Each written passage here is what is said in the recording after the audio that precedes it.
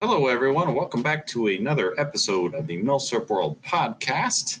I am Danny, and today we are joined with Aaron, and we have Jared Billy back on the podcast. Say hello, everyone. Hello. How you guys doing? That was a very enthusiastic hello, Aaron. Hi.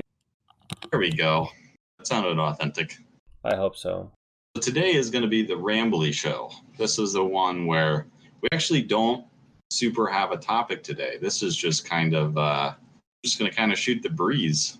Talk about Milsurps and stuff. Yeah. So we almost didn't record today because I just got back from a show. I live in Kansas City, and I drove up to Council Bluffs, Iowa for a show. That area up there, so it's right on the border with Nebraska. It's kind of like right on the border with Missouri, and it's right next to Nebraska. That little area is a little honey hole for Milsurps. It's kind of unexpected. Every show that I go to up there, like in Nebraska or Iowa, there's a lot of good stuff, and I left with some goodies today. So that was fun. You might as well tell them what you bought. Oh, yeah. So I got a Venezuelan Mauser carbine, which is it's a true carbine.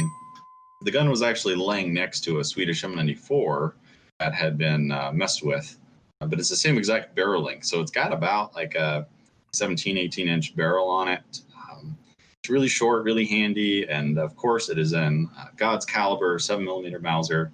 So to me, it's just it's up there. Like I made a video and we talk about like what I consider like the perfect bolt action features. And it is up there. It's only lacking the side sling. It's underslung only.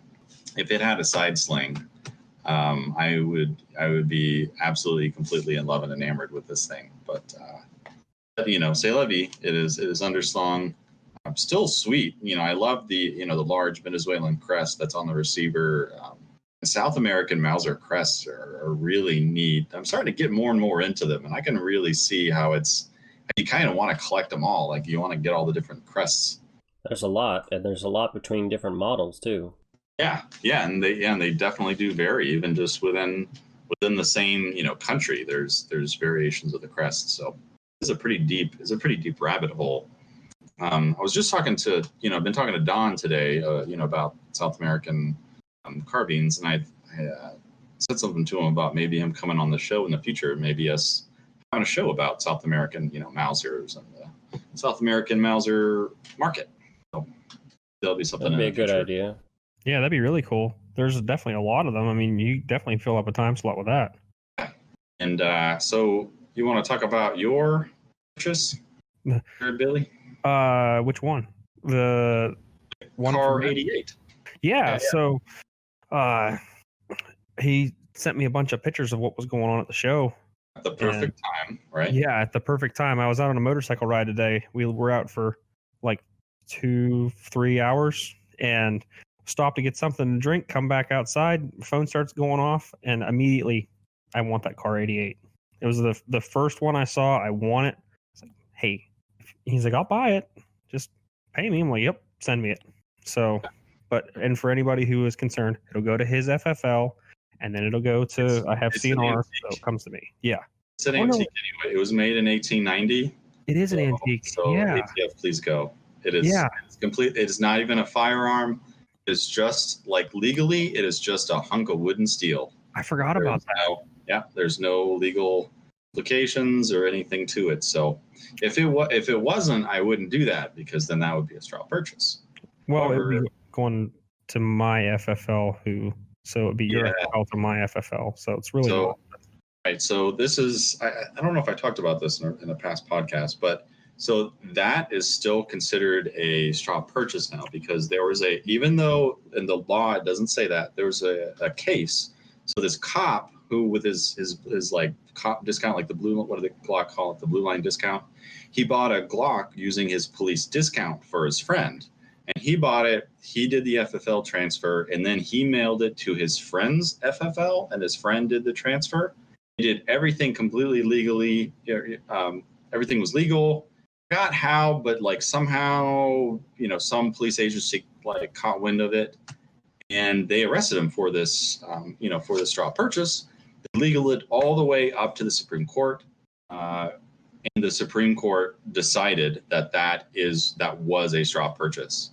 So this cop who did everything according to the law is now a felon. He's now a convicted felon because the Supreme Court decided to like interpret the law like in a weird way. So I'm not a lawyer. This is not legal advice. However, Google that. I highly encourage. You get to enjoy it for a week and then you can send it, So yeah, there's gray areas. I am so paranoid. I don't want to do anything in any gray area. Yeah. I figured you wanted me to talk about the G41. That's the gun I bought before this. Oh yeah. You should talk about that. Yeah, you joined the G41 gang. Yeah. Off a gunbroker of all places, and I think it's because they had it listed as G.41 instead of like G41. Yeah, that's one of those little things that people don't think about. It really can affect, like, searchability is a big thing with like how much a gun can go for on there. So yeah, and I watched it. It started out at like $5,000. It's in really good shape. It looks like the stock has like some kind of shellac or something on it. Not shellac, like a varnish, where it's shiny. But that was really the only thing that was wrong with it. The bolt and carrier matched themselves. And I watched it started out at $5,000 and it went down $25 a week, and I ended up paying like $4,600 for it. And it came in, and of all things, so I sent a picture of it to Danny, and he's like, "What's your maker?" I was like, "It's Berlin Lübecker." He's like, "What's your serial number?" And they're only like a few thousand serial numbers different between mine and his. Yeah, same maker, cool. Same year, just 1,000 apart. So it's possible that both of our G41s were maybe like at the factory or on the same train or something, which is kind of crazy that they're back over here in America now. And that's the cool thing about Milsurps, all that untold history. Also at the show today, I saw this really long, weird rifle that was like a straight pull, but like... Danny found an M95 long rifle for less than $500, and I told him he should have bought that, but he was too in love with a carbine. Yes. Good things do come in small packages. Yeah, they do. I just have a thing for carbines, and increasingly this is becoming a thing. But yeah, that M95 long rifle, it was tempting. It was, I think it was like $480. It was not S marked, but the bolt was numbered, which is not an original factory thing. So that's something that was done post World War One. You could probably speak more to this, right, Aaron? Yeah, it's. Without saying for sure who did it, it wasn't done by the Austro-Hungarians. And then you said the stock had multiple serials. Yeah, it was weird. It had like one on the left side and like three on the right side, and they were all crossed out except for one, like three or four different sets of serial numbers. That's a hallmark of Bulgarian use. As the stocks and everything started to dwindle, they started reusing a bunch of stuff, whatever they could. So it's not uncommon to see with multiple serials. I think I've seen the most is 5 serials on the same stock. Wow. Yeah. Why did they do that? Was it like switching stocks between actions or something? Basically, it's the stock broke for whatever reason, and it was just easier to replace it than it was to fix it. Did they pull a stock off of another rifle and throw it on? Or they had stocks that had actions that broke or barrels that had issues, so they would just stockpile crap up. Yeah, basically. Okay, and so then, they were cannibalizing other guns then. Yes, essentially. Towards the end, they definitely were. And then the finish on the one you showed, it basically had no blue left. The receiver was in the white almost. And that's very indicative of a late Bulgarian use. They used these into the 70s. They used them in, they're called prison units, or they're not really prisoners, but, well, they were. So they had a program where if you were a low-level offender, instead of going to prison, you could join the military. And those were given really shit jobs like construction and stuff like that, and they were often given like the oldest equipment, and they kept those going until the 60s and 70s, as far as giving them the M95s. So it's not uncommon to find ones that are in awful condition, and those are most likely ones that stayed in use for potentially up to 50, 60 years after the end of World War One. That's crazy to be a prisoner in the 60s and stuff, when like there's AR-15s and AKs are like a thing, and you got somebody using a M95. Well, they were not like military. I mean, they were military units, but they were more about they were works project units essentially. You're out there kicking it around with old stuff with no firing pin in it. Just because you have to carry the weight. Yeah, it wouldn't be surprising to me to learn that, but that's essentially what they were used for. So some of the ones like the M95s used, like the Stutson you saw, Danny, was in amazing shape. That picture you showed me. Yeah, except it had a huge billboard import mark on the side of the receiver. So, but that's also so there's two halves of the Bulgarian coin. Is it can either be in that condition where it's been reblued, it's been varnished, they're very shiny, they're in very good condition. Some of them even have brand new stocks on them, beach stocks, which are Bulgarian made stocks, and they basically were redone and then arsenaled and then sold. Or they were like the one I have one of these, or the long rifle I suspect is an example of this, is that they just stayed in use until they could physically no longer operate them, and then they sold them off. My 9530 is one of those, the pretty one. It has one lined out serial number, and it's a beach stock, really pretty, nice and shiny. It looks pretty new, actually. I'm sure the bluing looks pretty good too. It does, yeah. Yeah, for some reason, it wasn't every rifle didn't get that same treatment. I don't know why. I just assumed that they kept the ones that were beat up more with the units, and then just re-arsenaled some of them for making better sales later on. I don't know. But the example that I have, Danny, of the beat to crap one is also the one that's not S marked. So it's not marked for the 8x56R conversion, but it is an 8x56R. So this just goes to show that as the refurbishments went further on, they started getting more and more sloppy with stuff. Yeah, that's true. And that S marking is the only way that a collector can tell what caliber it is. Yeah, the only other way to know is to try to chamber. Yeah, the only way to know is try to chamber an 8x56R round. I would have known, or if the show was closer and I could go back, I'd bring some dummy. I have some 8x56R dummies I could bring and try it. But I was really surprised. It's not the first one I've handled, but it was kind of it's like a refresher that the M95 long rifle, it feels good. It's got a good balance and weight to it. It's that Goldilocks. It's not too much, not too little. It's balanced really nice. I think a rifle balance is a big part of perceived weight and handling. And I was surprised how much I like the weight and handling on the long rifle. Yeah, it's a big difference. I've never seen one where I could hold it, so I have no opinion, I guess, other than I want one because it goes on the giant list. Yeah, that's always, everybody wants one for the list. Every time I post pictures of mine, everybody's like, "Oh, I want that," and I was like, "Oh, well, they're out there." I swear I've seen one recently. I think it's sold, but I usually follow a bunch, and it was cheaper too. It was one of them, why is this so cheap? And then it sells, and I don't remember what it sold for, but yeah, that's always rough because you see a gun and you see it's cheap. You're like, wait a second, why is this so cheap? And you're like, what's wrong with it?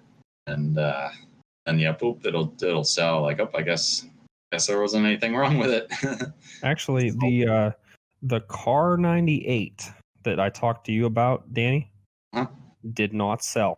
It relisted for $945. Yeah, it's a real carbine 98, with the roller coaster sights, but a carbine. Yeah, like the original K98A, like capital A. It's Yeah. a true carbine length, not a short rifle. It's got the little roller coaster sight. I shared that. I was tempted to reach out after the listing lapsed, when nobody bid, and offer them like 500 or 600 or something like that for it, because it is it's such a rare gun that it's hard to complain, but it is pretty rough. Mm-hmm. It'd be an easier pill to swallow if it was closer to 600 than closer to 1,000, because I think it's close to 1,000 right now, and it's been sporterized. Yes, I guess we should say that. People don't know us just talking about it right now, but it's been sporterized. The wood's chopped down. It doesn't have any of the front, the nose cap, and I can't remember if it had the front, the barrel bands. I'm looking at it now, and no, it doesn't, because they have a really weird like top wood too, and it doesn't have the top wood that would go on top of the barrel. If you read the description, he says he put a Turkish stock on it. Then he put a Gewehr 98 trigger guard on it. So it's pretty much just a barreled like action. It's just receiver, barrel, and correct rear and front sight is all it is. And he with no somebody else. Yeah, and he put the incorrect trigger guard and stock on it. So it's like it is so rare. Maybe, but I checked Fox Militaria, and he doesn't. So I thought he did. He doesn't sell a reproduction one of those stocks, so I'm not aware of any that are like available reproduction wise. So it would just be one of those projects that like you'd maybe like beg and ask somebody to make a stock for it, and then try to finagle wood from another gun. Like it'd be interesting to see like if maybe a Car 88 like nose cap or something could fit on. Something like that could work, or at least just act as a substitute. Even if it wasn't completely correct, it would just be better than the way it is. Or wait, no, I don't think that one has a nose cap. It didn't have the Car 88. It does have a nose cap. Does it? Yep, it has a nose cap like a Mauser. But it has this weird. You would say that, and I already closed the window. It didn't look like a normal one that you're used to seeing on like a Swede or the Car 88. It looks smaller, and then there's in the front sight.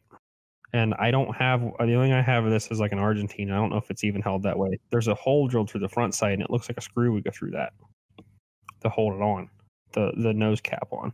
Yeah, that's exactly how it works. So it might be the same, but the stock is weird. How it's real fat, and then fat like a 98 stock would be, and then it goes into the front band where the bayonet lug is, and then it drops way down to real thin wood that would be like an Argentine carbine or like a 1891 style carbine. Yeah. And the gun's so rare. It's not like you could get an original one just anywhere to try to make a duplicate, stock from. Like, I don't know how the heck you could. I know of a guy through a friend in South Africa that has one, like an original one. He might be selling it like in the next couple of years or something.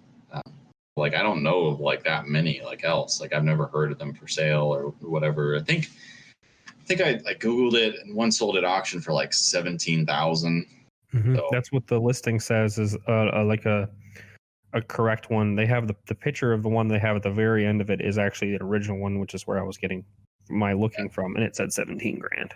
Like that's one of those guns. Like, we talked about restoring sporterized guns a while back in a podcast, but like that might be one of those guns that might be worth it. But replacement parts is just going to be like, it's like trying to restore a Ross rifle or something. Like, you just can't find the parts for it. Yeah. I sent you so Michael Senker he sent me the translation of of your Car 88. So it's your Car 88 has unit markings on like the nose cap. Mm-hmm. And like to me, to the lay person, it looks real fancy, Gothic script. It's like an E, what looks like a J, but I guess that's an I actually. It's a E.I.IV, so Roman numerals, and then dot, and then a smaller 1-8 next to it. And he translated that into some German words that I cannot pronounce. but I guess it roughly translates as base supervision, 4th Army Corps, along with field administration. So there you go. I don't know exactly what base supervision along with field administration means. So I don't know if that's just like an administrative role and he carried it around. The stock is in such good shape. It almost seems like it couldn't have seen any sort of harsh combat, but it's kind of neat that it's got that has like a German unit used it. Like, who touched that gun, like 100 years ago. Yeah, that is pretty neat. I'm looking at the marking. I have the unit markings. My 7184, I think, was a baker's gun. It was in a baker's battalion. So they made bread. And it's perfect. It's because they made bread. Yeah. They didn't shoot. They made bread. That's funny. Yeah, that is pretty. I wonder if I can read that. It's Etappen Inspection des Armee Corps. That's cool. Hopefully, I'll have to slug the bore and see if it's in, 318 diameter bullets. Yeah, because it's a slight, I don't know if you could see it in the picture, but there's a pretty like deep Z stamp on the receiver. Z is deeper rifling. I looked it up. So we talked about it a little before this, so I had to look it up. Z means deeper rifling. They added like point something millimeter deeper. Yeah, which is pretty crazy that's like possible. You know what I mean? That you wouldn't screw up the threads or something like that. Like you just make them deeper. Yeah. But it has you see the little dot that's above the Z? Like I wonder what that is. That's a punch mark. That is, you would ask. That I think is barrel profile. Don't hold me to that. I'd have to Google it or watch Matthias's video where he explained it all. But gosh, yeah, there we go. That's what I should have watched before this. And then it has an S on it if you can make it out. But it has like a S below that, which the S is into the crown, into the Erfurt crown on top, which is like, and whoever stamped that just didn't care. They were just, ding, they didn't care that they're messing up the crown. Huh. Known us collectors in the future look down upon that. Yeah, that's not very German of them. Yeah, it's not. So it is, the chamber at least is reamed for the larger 323 diameter bullet, which it doesn't mean that so this is a common mistake. It doesn't mean that the bore is 323. It means that the chamber was reamed to fit it. So you can shoot if it's hitting the fan and the French are coming over the hill, you can shoot regular JS bullets out of it or S-Patron bullets, but you shouldn't. You should shoot JS through it or J bullets, whichever one, which are the 318 diameter. So I'll have to slug the bore when I get it. And then I have a bullet mold already for 8mm Mauser. So I'll be casting and gas checking lead bullets for it. Neat. Do you have any Gewehr 88 clips and block clips? No, I don't. I just thought of that. Yeah, those are the original ones are kind of pricey. You can get there's reproduction ones, but I don't know how well reproduction versus original are, whatever. Does it have the clip on the bottom of the magazine? No, it's open. It's open? Okay. So yeah, they should fall out. Okay, cool. Yeah. I almost wished it was closed. It's definitely still takes the clip. But if the bottom is closed, then you have to hit the button every time to eject the clip, and then it's kind of you get your little ping. Yeah, make all the people happy doing the ping at the range. Yeah, exactly. You get to control it a little bit better than like with an M1. But Danny, we've discovered that you hate the Mannlicher magazine system.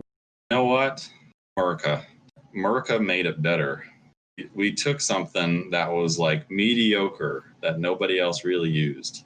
We made it gooder. Nobody really used that. The majority of Europe used it. I actually just started thinking about that. I'm like, wait. Yeah. Italy, Austria-Hungary, France, the Dutch, the Romanians. Shit. Everybody switched out of it. Portuguese, yep. Portuguese switched. Like M95Ms are a thing. Everybody switched out of M1s eventually, Danny. No, it's the like, okay, you find Mannlicher magazines converted to, just to take single rounds, like for Mauser stripper clips, but you never find Mauser magazines modified for Mannlicher. You just don't. People switch away from the Mannlicher magazine. It's more complicated. Why would you? There's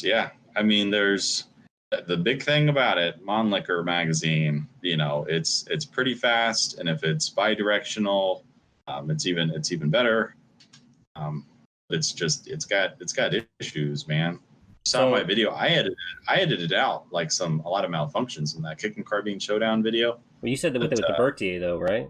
Both. Really? Both of them. Yeah.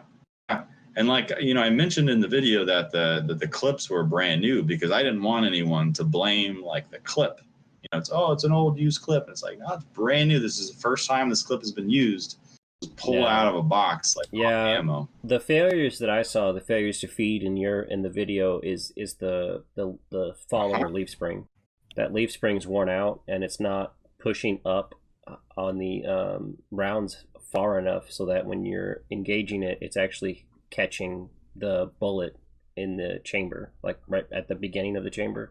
It's coming in at an odd angle, so it's actually coming in at an angle. So and you can see it in the video when you pull back just a little bit and then go forward again, it works just fine. So what you're doing is you've caught it at a weird angle when it's going up, and then you pull back and the spring is able to realign it. And then when you go back in, it's fine. So what it's done is that leaf spring's worn out and it's not pushing up fast enough. Yeah, I think one of the times I just hit harder. I don't know, like it needed time or something. But me pushing forward, it just stopped. Then I didn't pull back, and then I just pushed, and then it worked.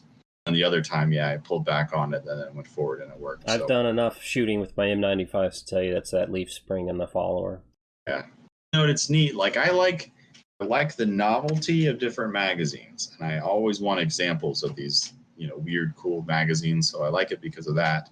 I like the Krag magazine because of it. I like the idea of you can just throw it, dump a handful of cartridges into a gun. I really want a Ross 1905.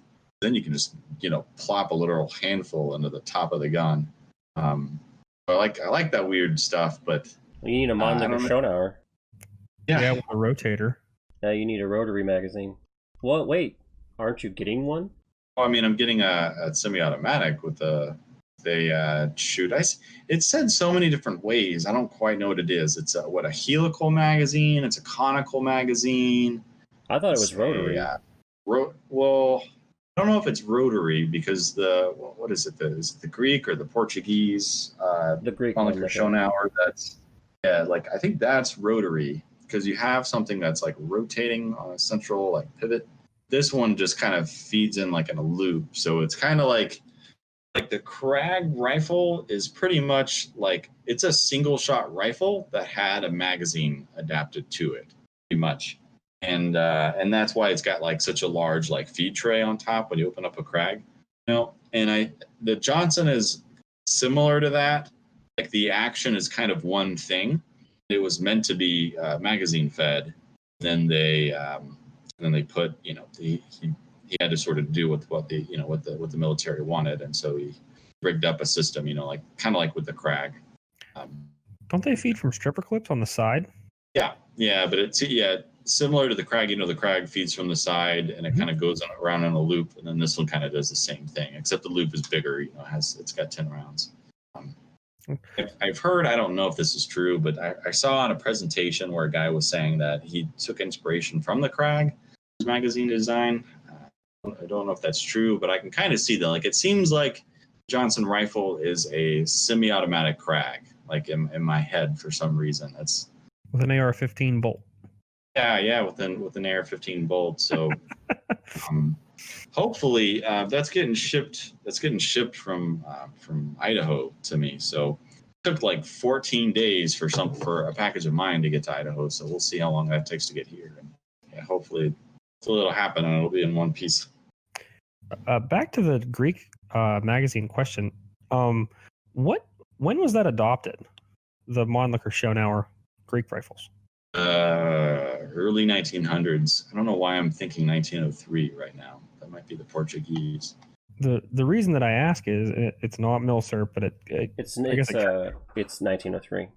Okay. my Savage 99 uses the same system. It's a rotary magazine where they go in and they make a circle. Oh, yeah. I forget about the Savage 99. That's like the first gun my grandpa gave me. You know what I mean? So I'll always have it. It's not a Milsurp. It's one of like the only Milsurp guns I don't have. But it just kind of dawned on me like the Savage 99s are actually older than the Greek, at least the Greek adoption date. You know what I mean? Yeah. It's interesting. I think that there are some Milsurp Savage 99. There was a contract 99s. Canadians? French Canadians? Something. I don't know. I can't remember right now, but there was something. We can meet in the middle and just go with French Canadians. Yeah, there we go. Okay, I looked it up. The Savage 99 was issued to the Montreal Home Guard. Holy moly. Which incorporated a bayonet lug and military-style stock. It is known as the Model 99D musket. Wow, we called it French Canadian. Yeah, I was going to say that was quite the middle there. That's really funny. A total of 2,500 rifles, all of which have been believed to be delivered, and they are not chambered in 303 British. They are chambered in 303 Savage.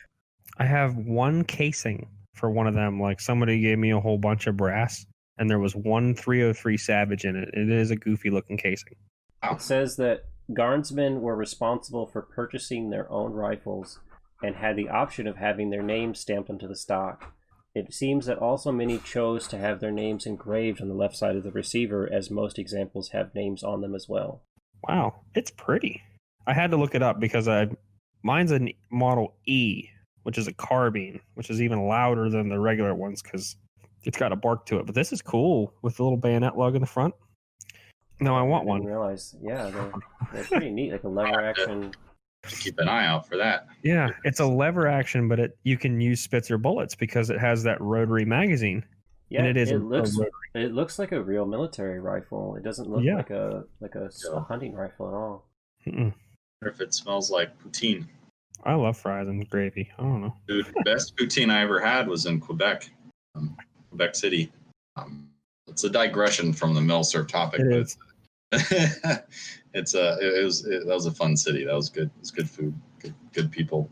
I think French Canadians get a bad rap, but everyone was great when we were there.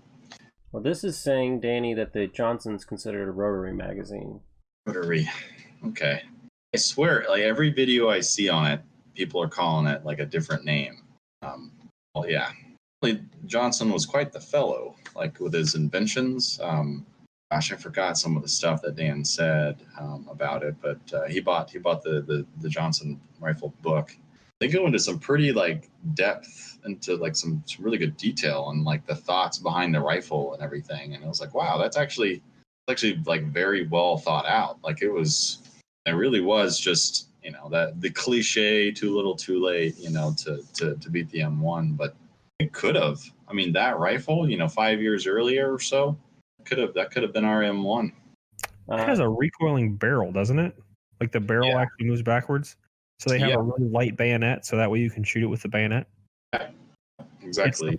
It's surprising that the M1 beat that, but the M1 was a gas trap when it beat it. It was a gas trap when it beat it? The M1s were gas trap rifles. Mm-hmm. I know they were originally. Originally they were primer actuated. Primer actuated. That's what. Yeah.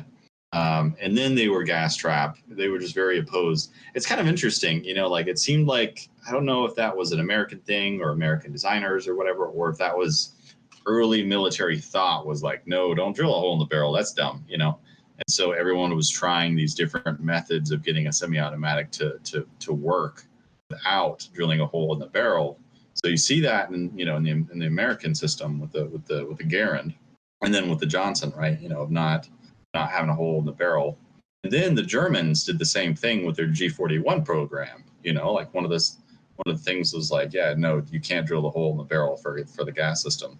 So kind of so the competitors, at least the two big competitors for the G41 program, they both went with the Bang system. But I wonder who else competed with that. Dan. Dan. Oh my gosh, I'm blanking on the guy's name. But he wrote the book Hitler's Garans. Hitler's Garans. Yeah, I'm pretty much, most people who have read Milsurp stuff probably have recognized that name already. Yeah. Oh man. Or at least the book. I don't know the author. Darren Weaver. At the screen. Yeah.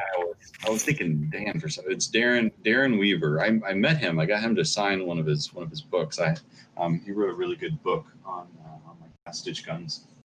But he wrote Hitler's Garans like 20 years ago or something. Like it's kind of it's an older book. And when I just bought the his last ditch book, and so I had him sign it, and he's like, hey, yeah, he said something about like this is one of the books that he's most proud of, and then he asked me if I was going to if I owned Hitler's Garans, or if I was going to buy one. I said, no, I don't own it. I said, I don't want to pay $400 for it, so I'm probably not going to buy it. And he goes, yeah, good. I can't believe people are paying $400 for that book, because when my new one comes out, it's going to be worthless. I was like, what? And he's like, yeah. So he gave me it's this little like display card thing, and it's his new book series. It's called Rough Forged. They actually just went up for pre-order, I think. But it's a 2-part, like it's a 2-book mini series, or I don't know what you call it when you release 2 books at once for like the same topic, but 2 books on it. It's called Rough Forged, and it's just all about the G43s. And I have a good feeling that he's going to be covering the G41s in it, but I'm not certain. And I'm really, really curious on like what like the last 20 years of research has uncovered about the G41 program. That's a book I'm looking forward to, but I think it's like $150 or something like that. But shout out to Darren Weaver for doing the good work. I was surprised how well mine actually worked, because I run reloads through it, but it took the reloads, like it loved them. And it was really surprising. I went to a buddy's house to shoot it, and he's a mechanic and I was a mechanic and still am. And I had to take the muzzle nut off of it to show him, because I explained it to him and he's like, that can't work. I'm like, this is what they did, and we shot it and he's like, I still can't believe that worked like that. Yeah. It's a really funky system. And when you take so people listening, if you want to see this, I do a video on it where I kind of break it open and show the gas system in detail. But it's really crazy, like all the milling operations that it took to mill like just the barrel, because a lot of the gas system has to do with all these different contours and profiles inside just on the barrel for the piston ring to fit on and all that stuff. It's one of those crazy things where you think it would be maybe more simple than like a gas system with springs and than like a piston system. But no, it's pretty complicated, but smooth. Shooter. And when I got it, you could tell that like somebody had shot it, but they haven't cleaned it because the piston was stuck. Oh, it wasn't like rusted. Mine too. It was just when I first got it. Yep. Yeah, and cleaned it all up, and it ran like a top. It was. The first round I fired it up, I started laughing. It was just fun. Yeah, because you shoot it and you're expecting like an 8mm kick, but it's just like a shove. It's like a buddy shoving you on the shoulder. He just saw you for the first time in a while. It's like oh hey, there.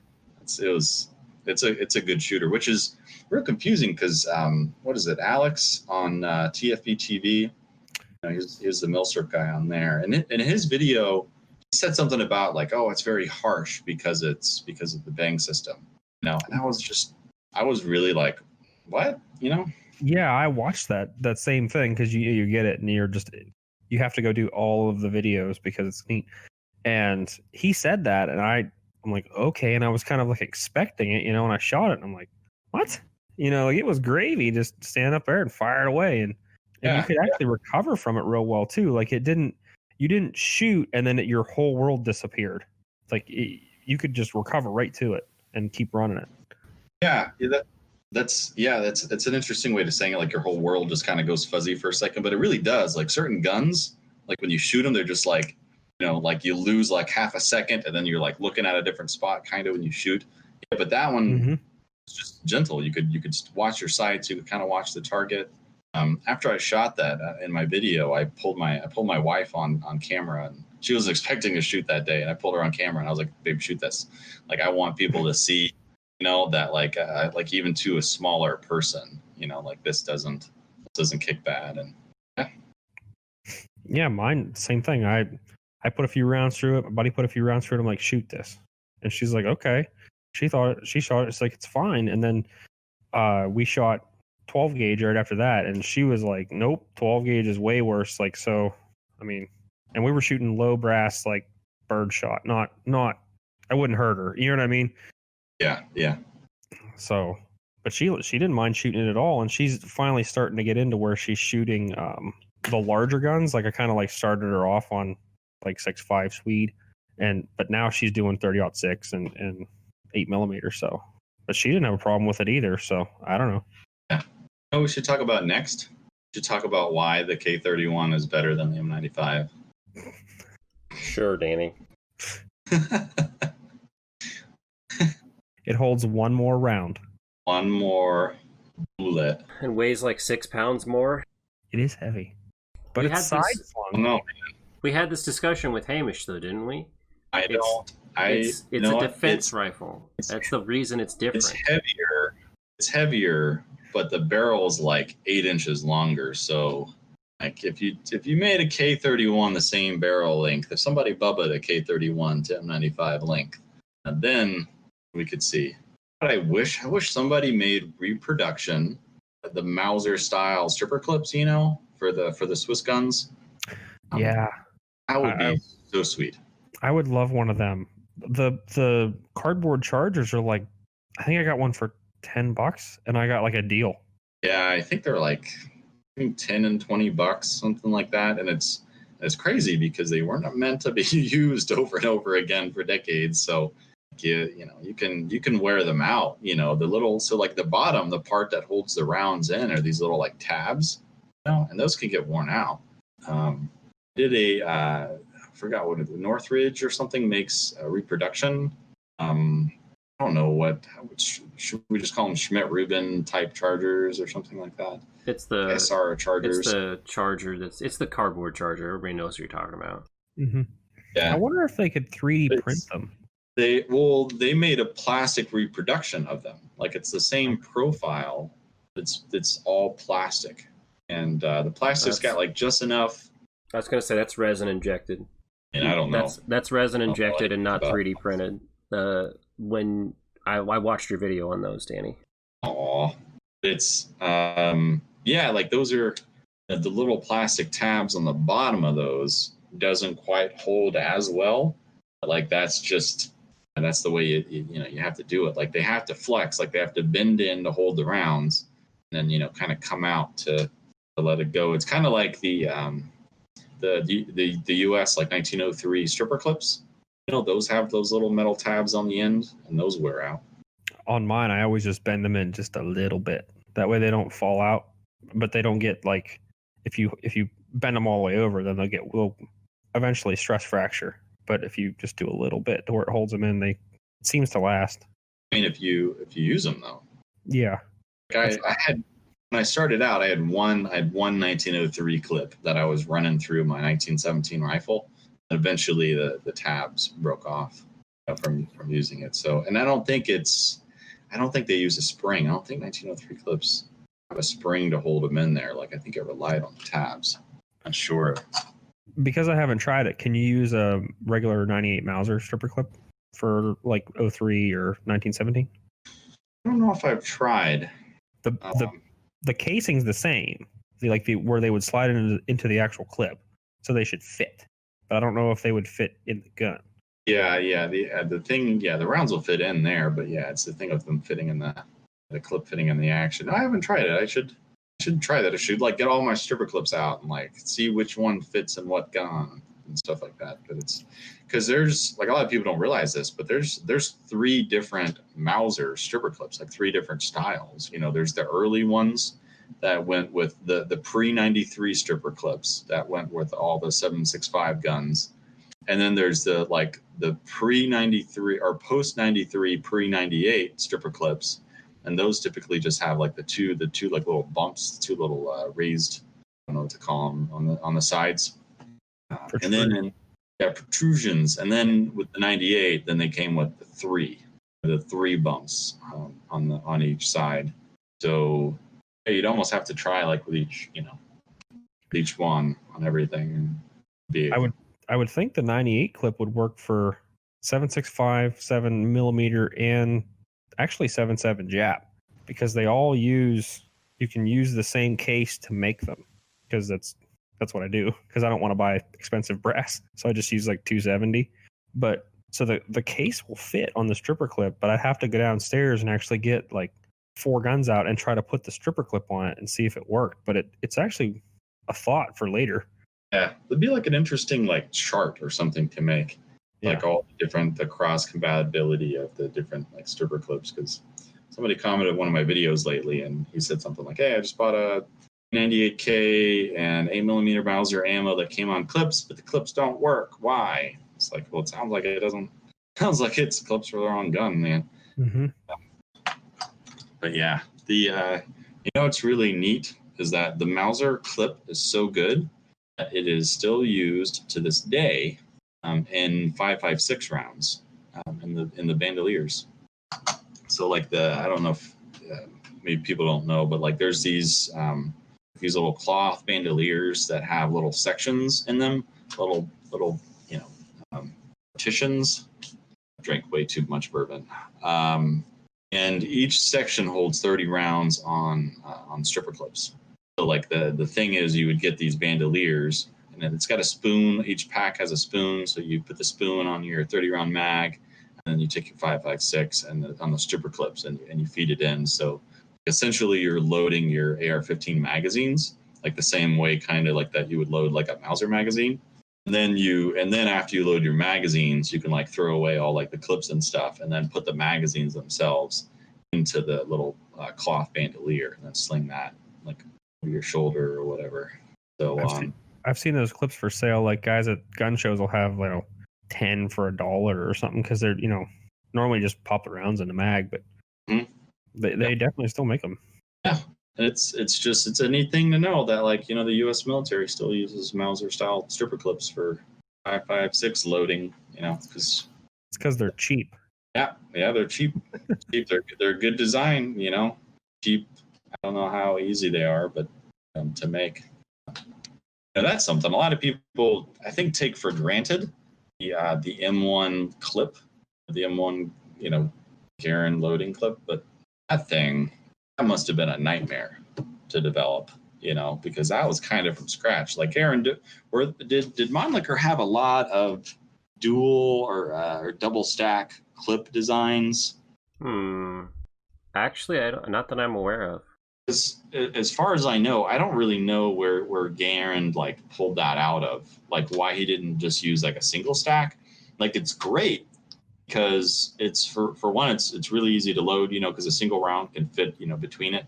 So you can actually top it off it is possible, where you can't fit a round into the top of a single stack clip and block clip.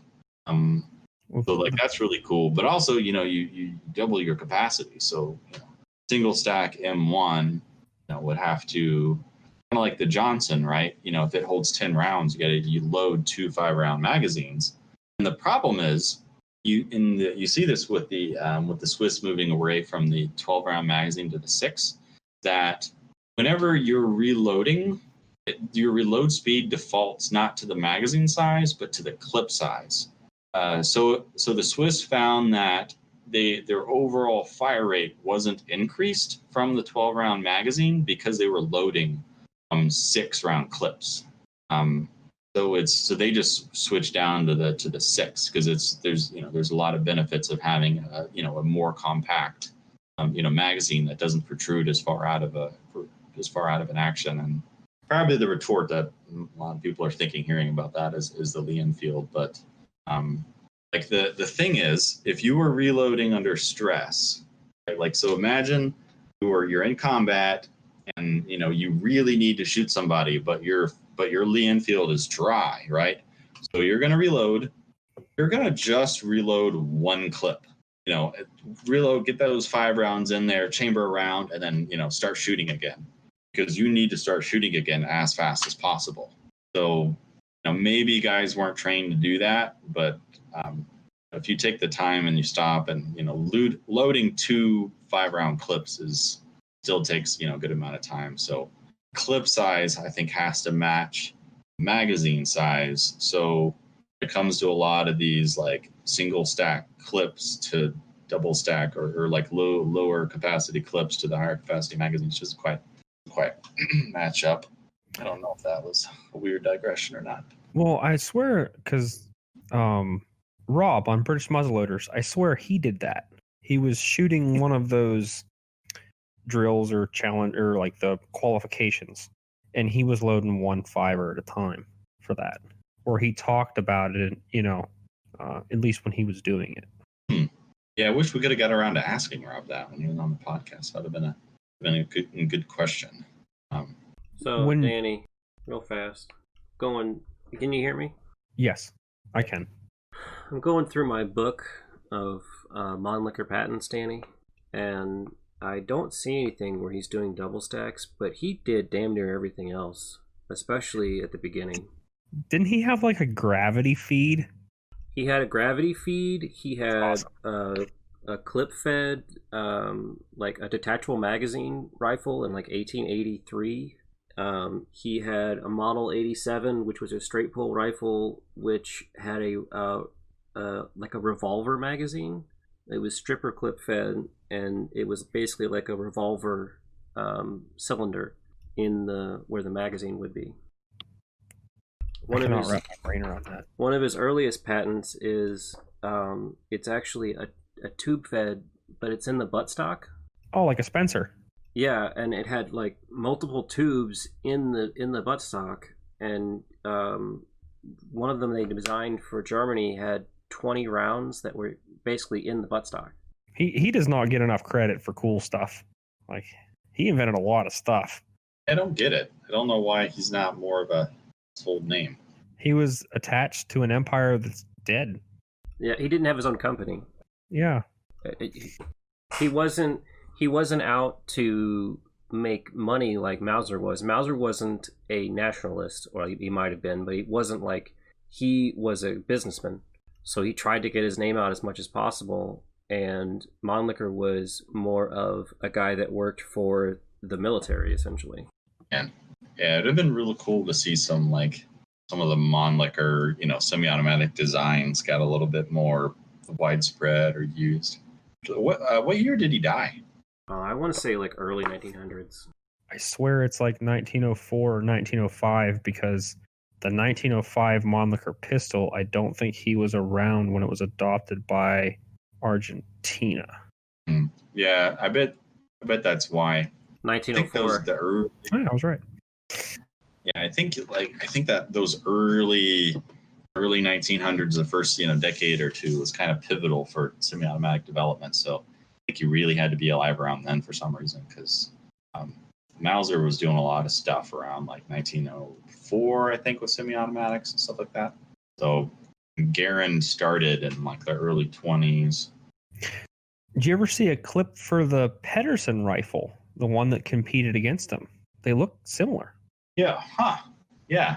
In 276, which is what the M1 was originally in. But it was like, it's got like lines in it, so it looks almost like a weird combination between like a Lee Enfield clip and an M1 clip, something like that. Or like a Steyr 1895 one, where it's got like the window. Yeah. But they have the same like wrap around U double feed. When you were bringing it up before, that's the first thing I thought of was the Pedersen rifle had a double stack clip. Yeah, that's true. So Danny, this is the one I was looking for, which is really interesting. It's the Model 885. So this is 1885 automatic rifle. This is a Mannlicher design, which has a light machine gun with recoiling barrel, a detachable gravity magazine, and 11mm Verndl. Yeah, see, that's what is too early, man. Can't make it.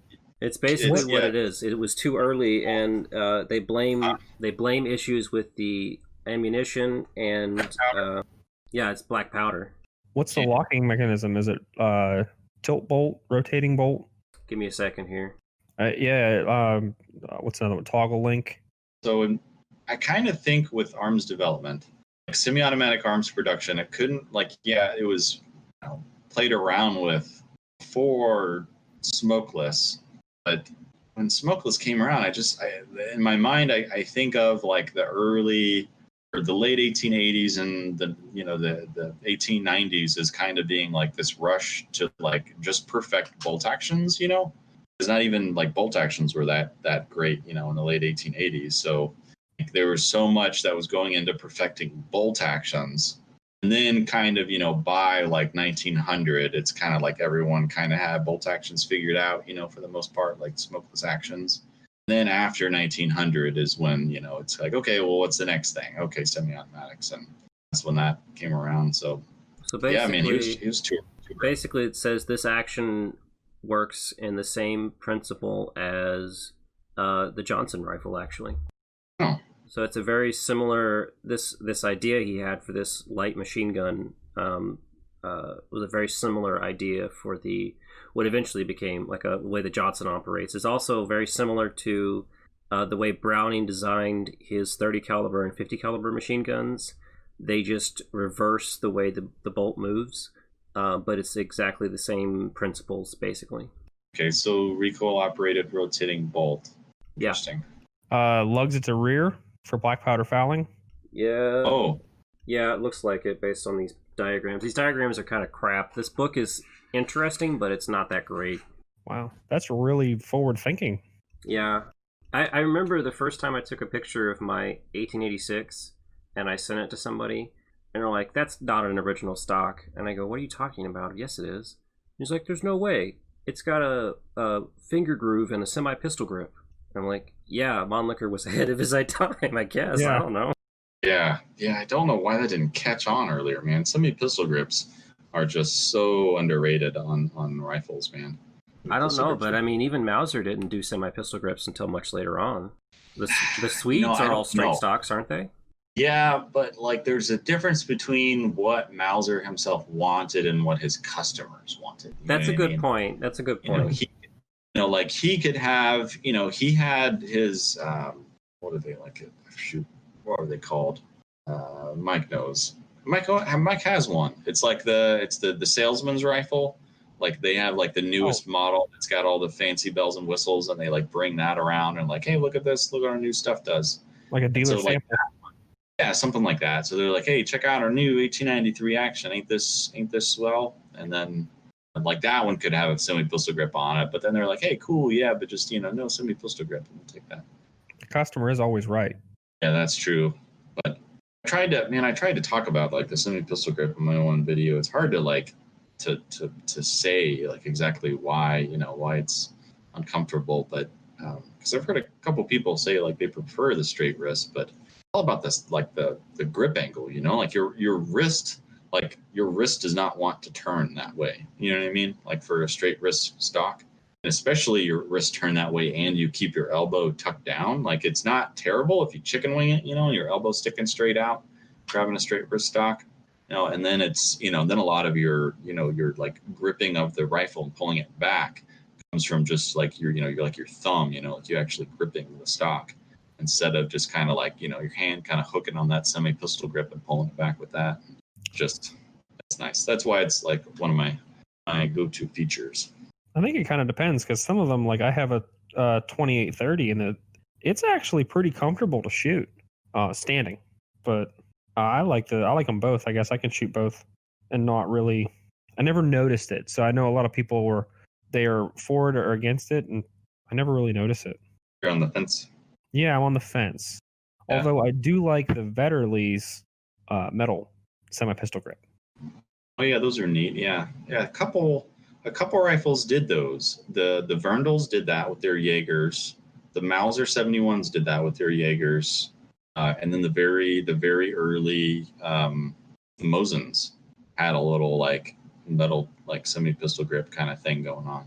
And I don't know why they didn't do that more, because it takes a special piece of wood to be able to make a semi-pistol grip unless you're Japanese and you use 2 pieces of wood, which is very smart. Yeah. Or, cast a piece of metal, beat it into shape, and bolt it on.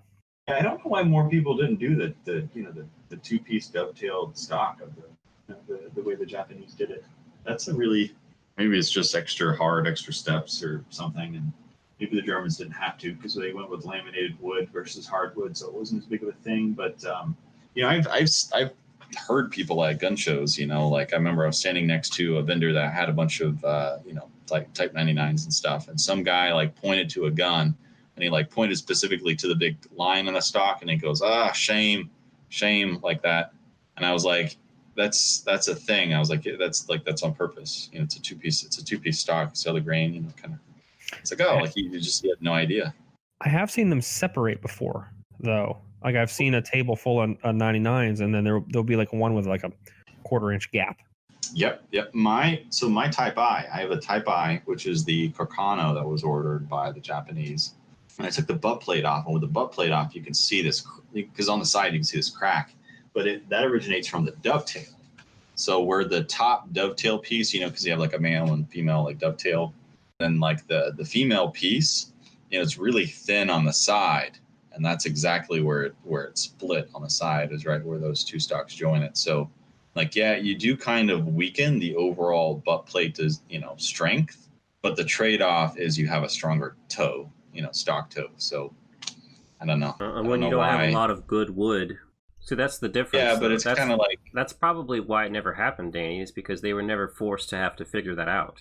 Yeah, German walnut is nice compared to whatever wood they use in Japan. You have a limited amount of hardwood, and you have to figure out how to make it so that you can reuse it repeatedly, or something that would be quick to make.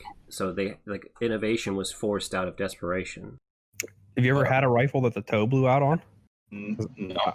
I have a... You were shooting? No, well, I don't know. I have a Martini Henry, and the toe blew out on it. It was out when I bought it. And they actually took and dovetailed the toe where it blew out and put a piece in. But the piece fell out at some point in time. It's one of a Nepalese gun, so it could have been in the castle still. Yeah. But toe repairs are very, very common for some reason on Swedish M94s. I don't know why, but all the toes broke, and they were all fixed in different ways. The same way it seems too with Argentine 1891 carbines. I don't know why the carbines especially, but I've seen at least 3 of them now that have clearly a different kind of wood at the toe. Yeah, and my Belgian 8936 has got a really big toe repair on the bottom of it. So it's a thing. But so like you were saying, the Japanese did it to save wood, but the only thing is then why are the Type I's using that? Why did the Type I's have that same dovetail stock? I figured the Italians would have access to some nicer Once wood again, it stocks could just be dictated by the Japanese government. Kind of sounds like it. Yeah, we want all our guns to be and look the same, kind of a thing. By the way, Jared, I was just thinking, I was looking at a site here for Argentine Mausers, actually. Every single one that's listed here, there's 4. There's 2 cavalry carbines, an engineer's carbine, and a long rifle. Every single one, the toe is cracked. Yeah. Some of them are all the way across the butt, and some of them are just starting, but every single one has a toe crack. That's weird. Yeah. I never noticed that before. Yep. And then if you see them that are fixed, the carbines really stick out in my mind because I saw one at a gun store yesterday, and it looks like it's about 3 inches up, and the repair goes into the rear. There's a band there or something for a quick sling, and it goes into that. I'm trying to remember now. I know that's not the right word, but I wonder if this is a similar situation. There was some speculation with me and another collector about my 1886 because it was in Chile, and darn near every single one that I've seen that comes out of Chile are broken at the rear of the receiver. The stocks are broken on each side, and the speculation is that these were given to training troops for training purposes, obviously, and that there was some kind of drill they were doing where they had to smash the butt on the ground a lot because it's like it's not been fired because the rifling's in perfect condition. So it's like it's not an issue of fatigue from firing. It's like it's been abused by drilling. Yeah, and we call it an inertial hammer, where you'd slam it down and the metal's still moving and it slowly beats its way to the rear over time. Yeah, and it basically like it splits the sides of the stock, each side of the receiver. Almost every single one 1886 I've seen from Chile has a broken stock in the exact same way.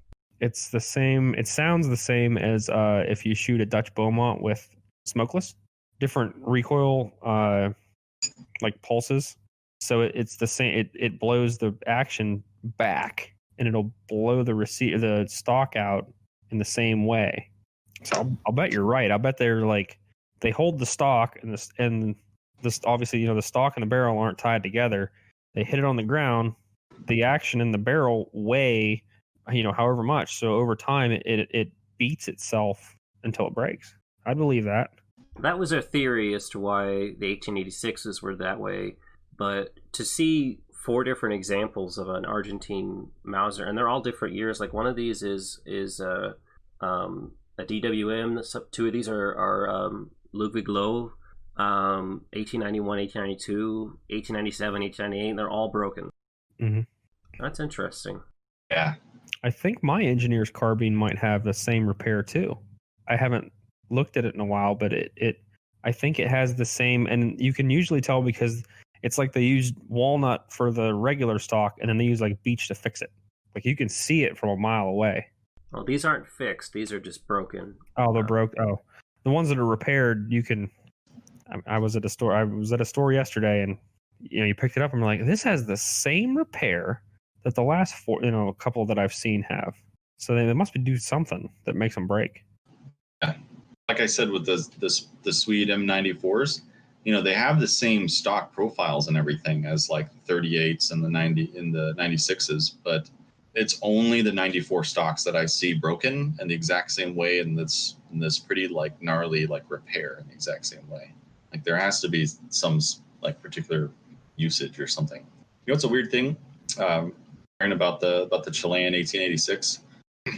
The Chileans ordered 1886s even after the the 1890s, and they had the 8mm Mannlichers. When they ordered like a next big batch of Mannlichers, this is before they adopted the Mauser. They ordered specifically like 11mm 1886s, like on purpose. Even in like the smaller bore smokeless world, they still ordered parts compatibility. Yeah, basically. But I just uploaded 3 pictures to the Discord, and you can see that they all have the broken toe. The bottom picture, there's a screw right there where that break is, and that's actually a repair. That's not a break.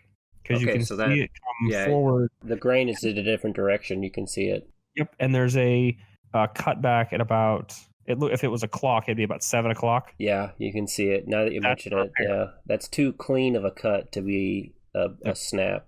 Yep. But that's there where those break, there's a screw right there. That's where the bottom screw goes in the butt plate. See, that just lends credits to my theory that maybe it was smashed against the ground a bunch of times or smashing against something, and then that screw is working its way in further than it needs to go. The funny thing too is I'll bet you that so the first time that happened, the recruit probably got chewed out. You broke your gun. Go run laps, and then the 10,000th time that happened, they were probably like, well, we broke another rifle. It sucked to be the first one. That's exactly. And if it was me, I would be the first one, and I would be like still doing push-ups to this day, 100 years later. Yeah. It's kind of crazy. It's kind of crazy idea that wood was like a thing. Like wood was like a stock military would use. I have a buddy who wants to sell me an SKS, Russian SKS. Well, he said he would sell it to me, and he doesn't like to handle it because he said the wood feels strange to him, and he prefers his like AR. Hey, that works out. Sign me up. Yeah, exactly. It's funny. You told me about that SKS and your buddy, and then one of my friends texted me that he's selling an SKS, and And so like I'm like, dang it, like that'd be really hilarious if we ended up both buying SKSs from friends around the same time. It would be. The one he has is it's a Chinese one. He says it's in very nice condition. I think he wants 4. Is it a Chinese commercial? I was gonna say, is it Norinco or is it a Type 56? I don't know. He just said Chinese, and he would know. He's like a big SKS guy. I don't know why he didn't say. I mean, either way, I kind of want it. But I was at a gun it's auction. Nice. It's probably a Norinco. I was at a gun auction last year, and I didn't have enough money with me. Otherwise, I would have bought it. But I watched a quote-unquote Chinese SKS go for $300. It was a all-matching 1954 Tula. Oh, with the original stock, like original sling. It had the bayonet. It had everything. It was in beautiful condition. And somebody just was like, "Yeah, I'll take it for $300." Yep. Oh, I went to a gun show. There's one in Pittsburgh. It's the Washington County Fair. It's like this it's a massive gun show, and they had a Yugo SKS. It was Albanian. It was $300. Oh man, I've never seen an Albanian in real life.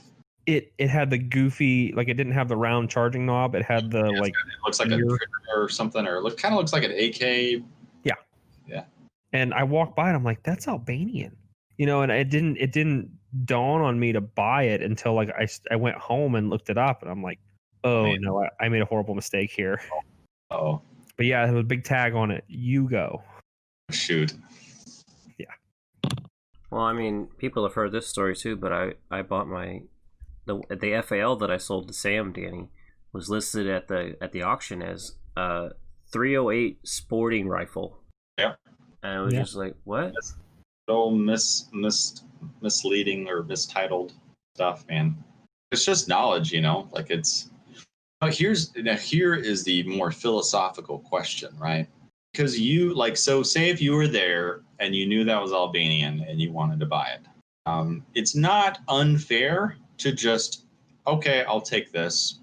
Here's the money, you buy. Like, that's not bad. Like, you're not a bad guy for doing that. But then, like, should a person be an upstanding individual and say, actually, sir, this is Albanian. I think it's worth more than this, but I'll pay you like this for it. So you're getting more than you were asking. I'm just letting you know what it is. I feel like they have every ability to do research that I have. Like, we all have Google. Yeah. In the 90s, we didn't, but like, we all have Google. I think a big thing nowadays is that the excuse that the information isn't there is not really an excuse anymore. Yeah. It's lazy. To me, it's laziness on their part for not knowing what it is. And if that's what you want to sell it for, fine. Yeah. And I say this because I never really thought about it before until a friend of mine in Florida, he mentioned it. And like, he's a better person than I am. And that's what he does. He tells them, like, if it's mislisted, like, hey, this is actually what it is. I'll give you this much for it. If it's your buddy, though, absolutely. I would never, Oh, yeah. But he's different than stranger. Some guy at a gun show who's got 6 Makarovs and one of them's East German and they're all $200. If you're gonna sell stuff, yeah, they're not all the same. Or maybe they are all the same to them. Maybe they paid. He probably bought it as a Yugo and they came in a crate and there was one Albanian in there or something like that. Like, yeah, stuff like that happens, man. Those importers, dude, that's how they get the good stuff, because they open up a crate of whatever's, and there's something rare thrown in randomly into a crate. I was discussing with somebody, or it was who was that? It was you guys, wasn't it? Earlier this week, where we were talking about that North Vietnamese SKS. Oh wow! I think that's what happened to my friend. The place he bought it from, he bought it for like $100, like 4 years ago. Yeah, so like there was a post on a Facebook group that was basically everybody was like, "What the hell is wrong with these?" I think it was Mark that found it, Danny. It was in the group that I'm banned in. That's what it was. And oh yeah, I'm banned from one of the biggest Milsurp groups on Facebook. Whatever. That's funny. But a guy posted an auction for this SKS, and it was listed as a Russian SKS, and they're like, what the hell is going on? Because the auction was up to like $4,500, and they're like, they're all, everybody's like going, these people are nuts. They're way too much money. Blah blah blah. Then somebody comes in and goes, if you look at the receiver marking, that's the North Vietnamese mark that we believe is their actual production. That's not Russian. So it's like, yeah. And I was looking into them because I was like, they made friggin' SKSs in North Vietnam, and they don't know how many they made. They're not even sure if that marking is North Vietnamese, but they're pretty sure. And then they believe that either they're all bringbacks or China ended up with them somehow, and that when they did a bunch of the imports of the Chinese Type 56s, they got mixed in. Oh. Yeah. That's one of those things, like, you really gotta know your stuff. Well, there's a specific receiver mark that they cannot, I guess the historians cannot deem exactly what it is, where it was made.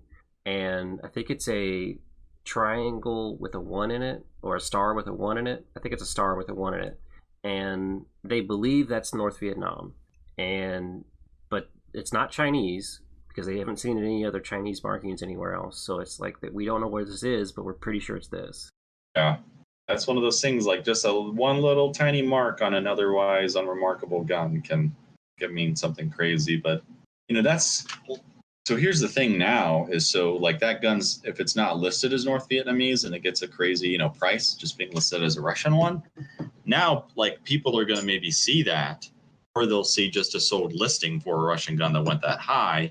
And, so people are going to think, oh, wow, Russians are going for, $5,000. Well, it's exactly what the people in the post were saying. It was like, this is insane. They're not worth that much. Yeah. So it's, like, I think gun broker sold listings is kind of the best indicator of, Milsurp value that we have. It's not perfect. And that's kind of one of the reasons why, you have too much stuff that's, mislisted, or, for some unknown reason goes for way too little or way too much. And so even the books, like the one that I sent you the picture of earlier, I mean, it's clearly listed, the collector's price and reference guide. It is just a guide. It's not the Bible. It's the gun's worth what you want to pay. All right, Danny, to go off on a completely different subject, I'm sitting here on the Buffalo Arms website and I'm looking at 11mm Verndl loaded ammo. Oh yeah, I forgot about the Verndls. Well, not the Verndls that Nick's trying to sell us, because I'm just not going to buy one right now. I don't have the money. But to get some for the 1886. Oh, I forget that those shoot the same round sometimes. Yeah. That's a weird thing that they kind of shoot the same. But yeah, I think you should, man. Like, you need to light that 1886 up. Is it a 446 diameter bullet? Yeah. You can use 43 Mauser dies and bullets then. Yeah, it's all of those 11mm from that era are almost the exact same thing anyway. Is it the brass? So the brass you could get from Bertram from like Graphs. Yeah. But I'll bet you could neck size it with 43 Mauser dies, and you can use the same mold. You can get them from Lyman, because I have one. So you can get bullets from Lyman, and I'll bet you that online they're like $4 a round. You can make them for like 50 cents. Well, the issue is I need to get some other powder chargers too, because I need to have the black powder separated if I'm going to do that. Yeah. But it's the one that they've got loaded is a 446 diameter 340 grain bullet. Yep, I'll bet that's the Lyman mold that they made it from then. Because the Lyman's, I think it's either 340 or 370 grain bullet. I don't remember exactly, but. And then they use Starline 50-110 cases to make them. And speaking of an old 11mm caliber, the Argentines, before they adopted the 1891, they were going to adopt the 7184. And Mauser was like, "Oh, really? Like, you want one?" Because the 7184 wasn't really a hot seller. They're like, "Yeah, cool. Like, yeah, we'll get you set up." And then the Argentines were like, "Yeah, can you make it in 43 Spanish?" And Mauser was like, as bad as they wanted this sale, they couldn't do it. They were like, no, it's not worth it. I have one of the rolling blocks in 43 Spanish. That is a sweetheart to actually shoot for 11 millimeter. The trigger on it is heavy. Like you tie a string with a brick to it. Like it is heavy, but it's nice to shoot. It's really fun. Is it a Spanish one, or is it? I think some of the Egyptian ones are in 43 Spanish. They're in 43 Egyptian. Yeah, they're 43 Egyptian. I know there's 43 Egyptian, but like I've seen an Egyptian one that was in 43 Spanish for some reason, because I think it was one of the so during, was it the war, some war that the French were in, because France and Egypt were allies, and Egypt did a big order of rolling blocks, and France was like, whoa, we're at war, can we have these? And Egypt was like, yeah, you can just take our order. So this like order of Egyptian rolling blocks went to France. Franco-Prussian War? Maybe it was. Mine is definitely Argentine, because the Knox form has Argentino on it. The ones that you're thinking of usually don't have the hex Knox form. They have like a round barrel all the way to the receiver. Yeah. I saw some 11 millimeter German 11 millimeter Mauser today for sale. It was like original, like 1880s manufacturer or something like that. They wanted like $45 for 9 rounds of it, I think. Wow. What's weird is that 11 millimeter Verndl on the 1886 clips is still really available. It's not cheap, but it's like it's out there. Yeah, it's weird. I ran into a bunch at a gun show, and I bought like all he had because it was way cheaper than I think it should have been. It's always been way cheaper for some reason. I don't know why. I have a weirder one than that. I went to a buddy's house in West Virginia, and his father-in-law had a bunch of stuff. So we went into his like shed that he was tearing down, and he hands me a crate. He's like, "Does any of this stuff work for you?" There was original 11 millimeter Verndl cartridges in the crate. It's like, "Yep, I'll take that." Jeez. I got all kind of stuff like that from him, like broom handle Mauser stripper clips, 8x56 on stripper clips, and then actual 11 millimeter Verndl ammo. Yeah. I'll take all of this. It's got to be one of those things where that ammo went to Chile and just stayed over there, and they didn't use it or something, and then eventually, somebody bought it and brought it up to the U.S. or something. Because this might be a good question for you, Jared Billy, if you know about old ammo.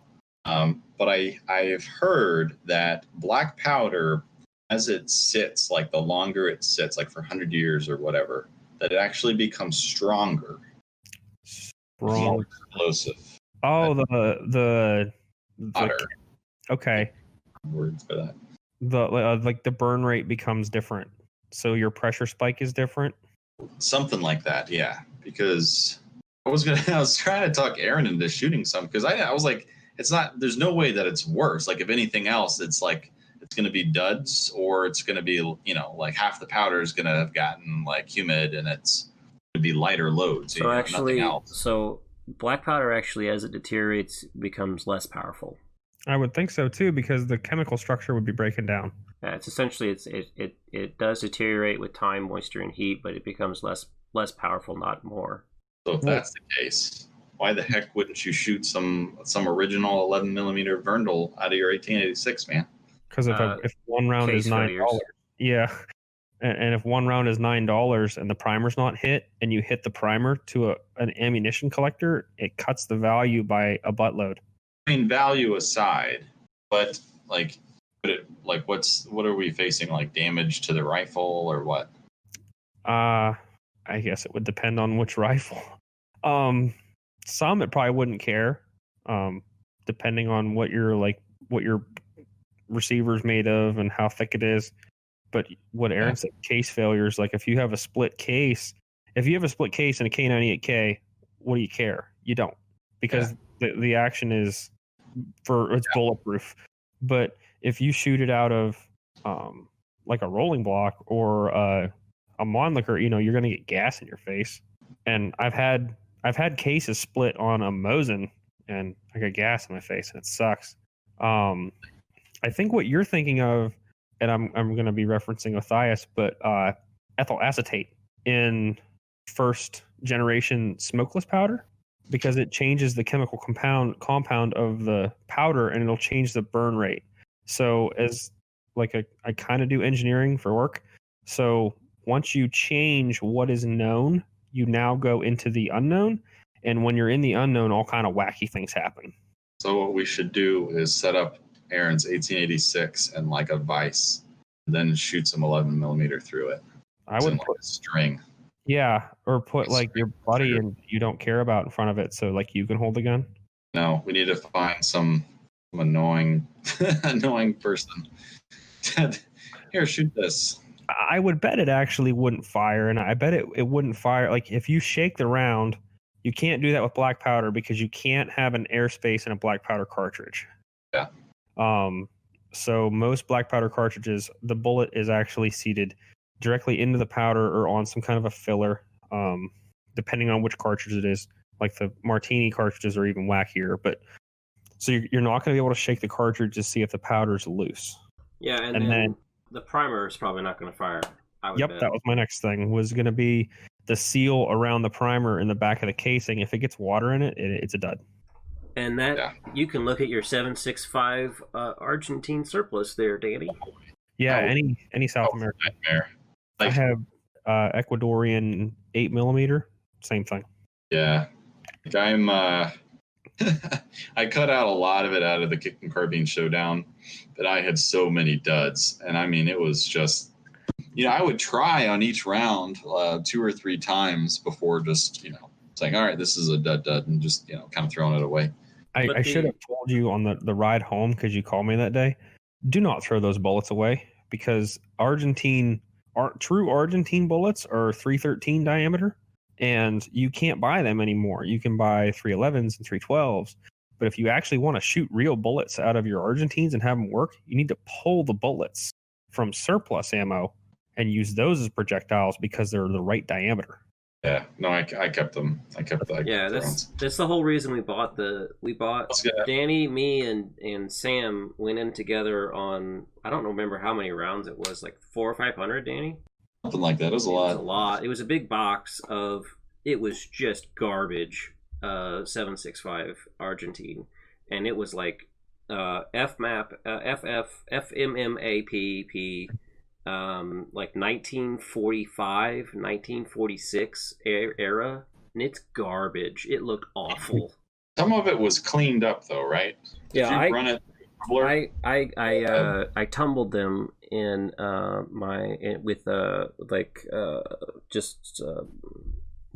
walnut shells, ground up walnut shells.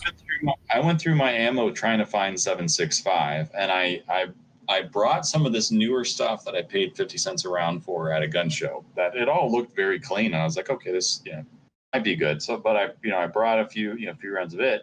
And then also as a backup, I went into that stash and I used the rounds that you ran through and it cleaned up. And that quote unquote terrible ammo that was cleaned up was way more reliable than this better looking stuff for some reason. So it was probably older and they cleaned it with like, you ever see the wet tumblers? I'll bet you that's what they did. They used a wet tumbler with the little steel pins because it cleans up everything beautiful, but they're cleaning it in water. Yeah, so I found it. I found my box that I have here. It's 1944 era, and I think there's maybe 45s and 46s in here. Yeah, so just so you know, Aaron, that stuff is not bad. I would say it's probably about a 50% rate like that. It looked rough. Yeah, I know. Because some of them were rough, and I went and I got the cleaner ones. But did you pull a bunch of the bullets out? Because I found a bunch of the projectiles too. I pulled the bullets out of not of every one of them, but I started pulling the bullets for you guys because and Sam's stuff too, because some of them, the cases were just destroyed. Like they weren't salvageable. Even if they could fire, that would have been a case failure 100%. So if they had cracks in the case, or if like the case had just been like just destroyed in any kind of way, I pulled the bullets on them. And with these, you can actually on some of them when I pulled the bullets for them, like the powder came out in clumps because it was so wet, and it like clumped together and then refused as like a rock. Yeah, wet gunpowder is they're friends forever. All the little flakes. Yeah. Well, 8mm Lebel, which I thought would be pretty bad, was more reliable than the 7.65. I bought a bunch of 7mm Mauser ammo from J&G Sales whenever I picked up my 1916 Spanish Mausers. They had a deal. Geez, I forgot how cheap it was. It was dirt cheap. But they had a deal where if you bought a 1916, then they would sell you some 7mm ammo at like a certain price. And I forgot how cheap it was, but that ammo is real rough. But it's so cheap I couldn't not buy it. I was losing money not buying it. It is from South America. I forgot it's got Spanish writing on the box. If it's South America, it could be Spanish. Some is in. I don't think so. It's weird. Some were in like 2 different styles of boxes, and then some were in bandoliers. I've never seen 7mm in bandoliers before, like cloth bandoliers. So I haven't shot any of it because I have really good DWM 7mm that I typically use. I have a lot of it. Yeah, I have a whole big thing here of 7.65 that I can't do anything with because I sold my 7.65 Argentine for an M95. Oh yeah, and you're Peruvian. Yeah, the Peruvian too. Yeah. You could pick up something eventually. I'm sure you'll run across an Argentine or something at a good price that you could use it for. What's funny is, and I'm not a big fan of carbines, but I do like the M95 even though it is a carbine. The South American carbines are really neat looking. Like they break a lot of tradition. They just make their own shit. Yeah, the engineer's carbine I picked up for like $400, maybe. Yeah, the engineer of the cavalry carbine for the Argentines look really cool, and then the one that Danny picked up today, the Venezuelan, even though it's not 7.65, but it's still a really neat looking thing. Yeah, it's so small. Yeah, it really is. I want to measure the barrel length, but the bands are really interesting. The band springs that are on the stock. You know how like a K98K, like or a Gewehr 98 or something like that, or for you, Aaron, your Peruvian 1909. Yeah. That like thin band spring that's on the side. On this little guy, there's a band spring on each side of the stock, one on the left and one on the right. That's interesting. The one on the left side holds the rear barrel band, and the one on the right side holds the front one. And it's like this thing must be like maybe 2 inches long or something. So I think I would describe this gun as cute. Like it's just like a full Mauser that's just shrunk down to these like tiny little, almost like a goofy sort of size. What's the South American carbine that they had to put like barrel extensions on because they started importing them and the laws required it to have a certain length for rifles? That was a Swede. Yeah, that was a Swede. Was that. Okay. Yeah. So I asked Sam about this because the 1909 cavalry carbine, the Argentine cavalry carbine, it kind of looks like it has a barrel extension on it. It's actually an extension they put on not for any sort of legal reason, but because of the bayonet mounting system, because it needed a muzzle ring to the muzzle ring. I was thinking, yeah. So with the 1914, they didn't need to add it, for the bayonet because they kind of did with the SMLE style, where it doesn't hook onto the muzzle, hooks onto something else. It's like a faux muzzle that hooks onto.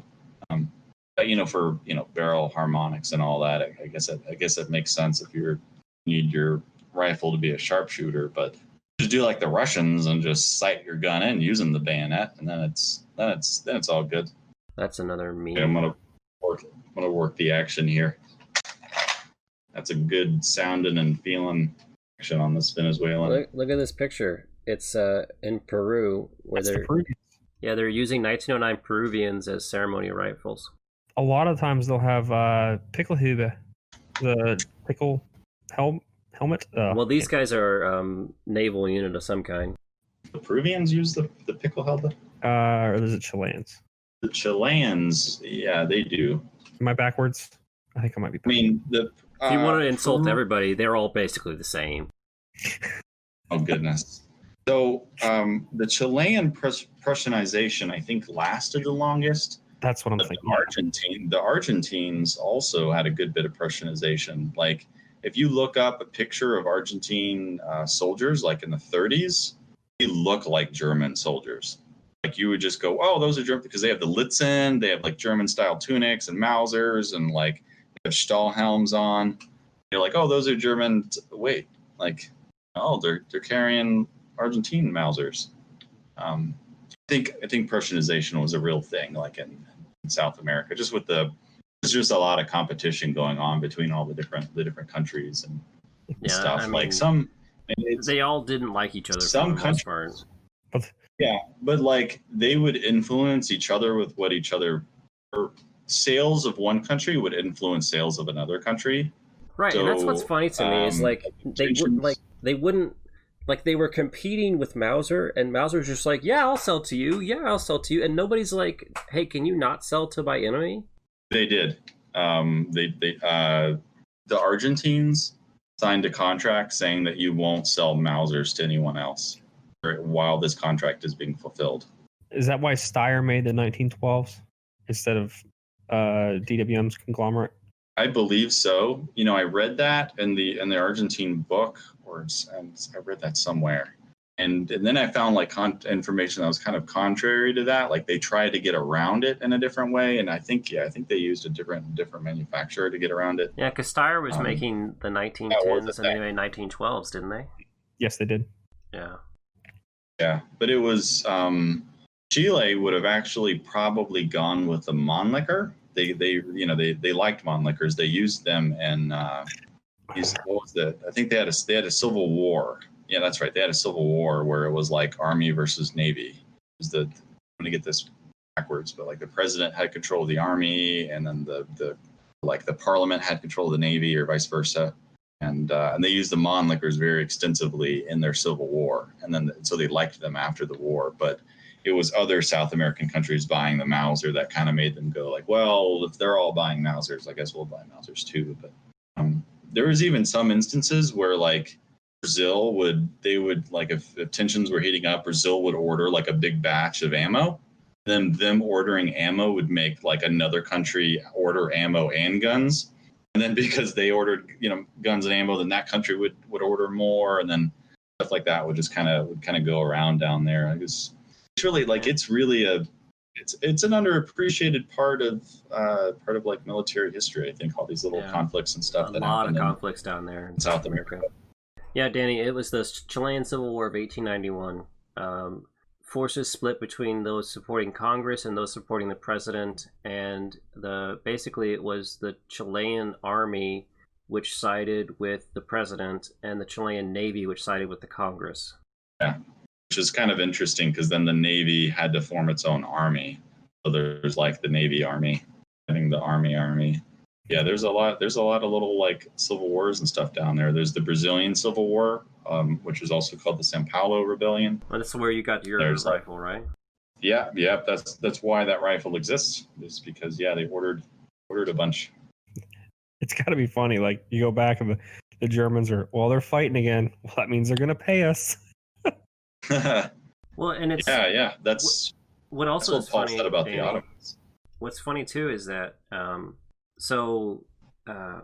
I noticed, looking up information about some Chinese stuff, Steyr did basically the same thing Mauser was doing in South America in Asia. Steyr was like, hey, you want to buy some shit? Because so the reason why the Siamese Mauser is an 8x50R is because Bulgaria defaulted on a shipment of 8890s, and they sold all of those to Siam, which were in 8x50R. So Siam was like, these are great. So that's why they decided to make their Mauser an 8x50R. It's slightly different, but it's because Bulgaria defaulted. Why did they make it different though? Why did they make it different 8x50? I couldn't tell you the answer for that. Maybe it was optimized for the. It's a different kind of action. I don't know. Yeah. The shoulder is a different location. Is the issue? Yeah, there's a really good book on Chinese small arms. Its book title is China's Small Arms of the Second Sino-Japanese War, 1937 and 1945. It's when you read it, the Chinese bought every gun from every company that was selling it, pretty much. They even had their own proprietary 6mm caliber that they were trying to come out with, which the Mauser Oppendorf made some guns in their particular style of 6mm, but they bought it. They bought everything. They got Mosin Nagants, they got Mannlichers. China used a lot of stuff. Chinese stuff is usually really, really rough when you find it, but it's neat. The Chinese Mausers and stuff, they were used. There's no every Chinese gun you're gonna find that thing was used in a war. Like that. Somebody shot something in anger with that. Sorry, I just saw something pop up. So and this is totally different. It's totally not Milsurp related, but my in-laws are season ticket holders at the Cardinals games, and they've not been able to go. So what they've done is you can send in pictures, and they'll do a huge cardboard cutout and put it in the seats. And my mother-in-law is on the broadcast tonight in the cardboard cutout, and that's just really funny to me. Sorry. I saw the cutout on ESPN. I was wondering where they got the pictures. They just take Google pictures, but I don't know. No, they sell them, and then I think if you were a season ticket holder, you could opt in for it because you've already paid the money for the season tickets. Pretty funny still. I'm playing with a Car 88 right now. I'll say doesn't sound like a Mauser. That sounds like something else. Yeah. You know what this MN or the NM mark is under the Car 88? Neue manufacture. No. New is NUE. It's new material. The receiver's made out of a better steel. Or stamps on it. Maybe it's the barrel's made out of better material. It all has to do with the bursting barrel. And I think it's the barrel is made out of a better steel, like a higher nickel steel. I think this is the tiniest rear sight I've ever seen on any Milsurp. I'm just now kind of looking at this for the first time and going this looks like a toy. Like a toy, yeah. I'm pretty sure that looking at all the marks on it, it has every single mark you can have because you can do new manufacturer, a punch mark, a Z, and an S. Yeah, it's got all those and a unit marking. Yeah. Up on the nose, all the cartouches, and this is pretty cool. I've been looking for one for years. Yep. And I've never seen one. The style of the bolt handle, because it looks a lot like a sporter. Like I've seen sporterized guns or commercial guns with this style of bolt. Where it's not where it's clearly it started out as a circular piece of steel and then was then flattened, flat so that it's as flush as possible against the side of the receiver. I've always heard people call that a Mannlicher bolt, and the reason that they do is because there's a rifle that's it's a hunting rifle, and they were made by Steyr, and they have the full length stock, and they have the butter knife spoon bolt like that. Yeah. And Mannlicher Schonauer commercial rifles had that same kind of style. That's exactly it. So everyone calls them if I hand that gun to my buddy, he's going to say it has a Mannlicher stock and a Mannlicher bolt in it. It's no, it doesn't. But that's what they call them. Google Mannlicher stock, a bunch of commercial Mannlicher style stocks come up instead of. Yeah, that Mannlicher Schonauer was a very, very popular sporting arm, and that style basically became a name. Mm-hmm. Colt means like a revolver when most people think Colt or whatever, It drives me mad every time he says that. I'm like, it's not. Mannlicher had nothing to do with. It's the two things he's known for inventing. To be fair, they did steal the packet, the clip. Yeah, but they always, it's a Mannlicher bolt and stock. He did not invent the full length stock and the spoon bolt or the butter knife bolt. The Germans had it in 1888. Like, and I don't know. It's one of them small things that somebody says that drives up a wall. So it's this book brings it up, and it says, to be clear, this is not a design by Mannlicher, and they speculate the reason for it is because of the clip. It's basically like anything with a clip, and I've seen this too. Is that I see Carcanos called Carcano Mannlicher or Mannlicher Carcano, or the Berthier rifles are called Mannlichers as well. Basically, if it has a clip, it's a Mannlicher. Yeah, I'll bet you money. I'll even let you know when I bring that to the range. He'll be like, "Oh, it has da da da." No, this is no. You know, the underside of this bolt is knurled. I didn't quite realize that before I picked this one up. Mm-hmm. Underside is knurled. That's always nice. I love knurling on the underside of Mauser bolts and stuff. It's like, weirdly enough, that's one of my favorite things about the Norwegian Krag. The bolt handle, like the end of the little circular nub, is like flattened and knurled. Is the top side of it square? So, wait, how to word that a little better. So when you close the bolt and you look at and you hang the rifle on the wall with the bolt looking towards you, instead of being round, the top of it is flat. Because the one that I saw yesterday, it was, and it was a matching every. It had the knurling underneath. I'm like, no, it's awful strange that they actually would grind that bolt flat like that. I don't know. We'll take a picture. So I don't know how to add pictures to Discord like Aaron did. He's better at it than me. It's the plus button at the bottom underneath the message. Aaron's a Discord whiz. Do I have to have the picture on my desktop or something like that? Yeah, you have to have it downloaded. Snipping tool for the win. Yeah, okay. This one has it too. I use this, and it has knurling on the top. That is so weird why they would do that. But yeah, I did know that they were supposed to have knurling underneath that spoon bolt. I don't know if they all do, but I knew that it was supposed to be there, at least on the military one. Yeah. Now, if you ever got into World War I reenacting, this Car 88 might be like a perfect gun for World War I reenacting. It's so light and handy. Yeah. I don't know anyone around here that does that. I'm sure there is. I just don't know about it.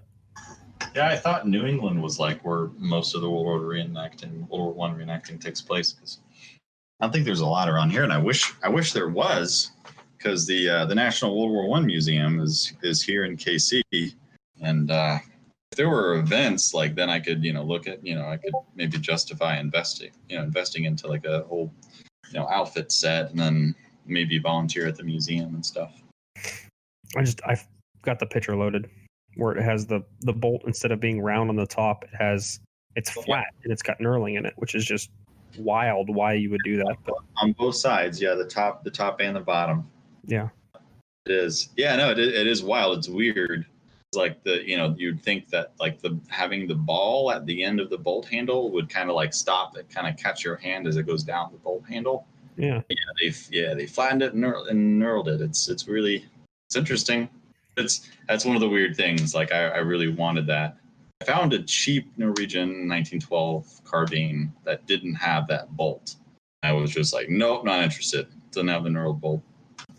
Probably means it was the incorrect bolt anyway. But yeah, I don't think the one that I saw yesterday, I don't think it had knurling on the top. I think it was like smooth. But I'm remembering, and I didn't take any pictures, so I can't speak specifically. Yeah, see, it's hard to remember sometimes. I'm glad I didn't buy it, because then I wouldn't have been able to buy the Car 88. Yeah, that's true. Yeah. Car 88's pretty sweet. It'll be a good one for the kicking carbine showdown.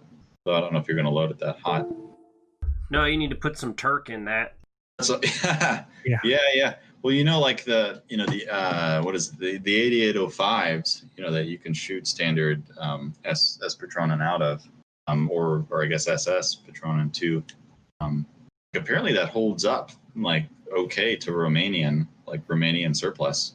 Like I haven't shot mine, but I would slug that bore too, because I've heard of guns being put together and being sold, and they just use a barrel.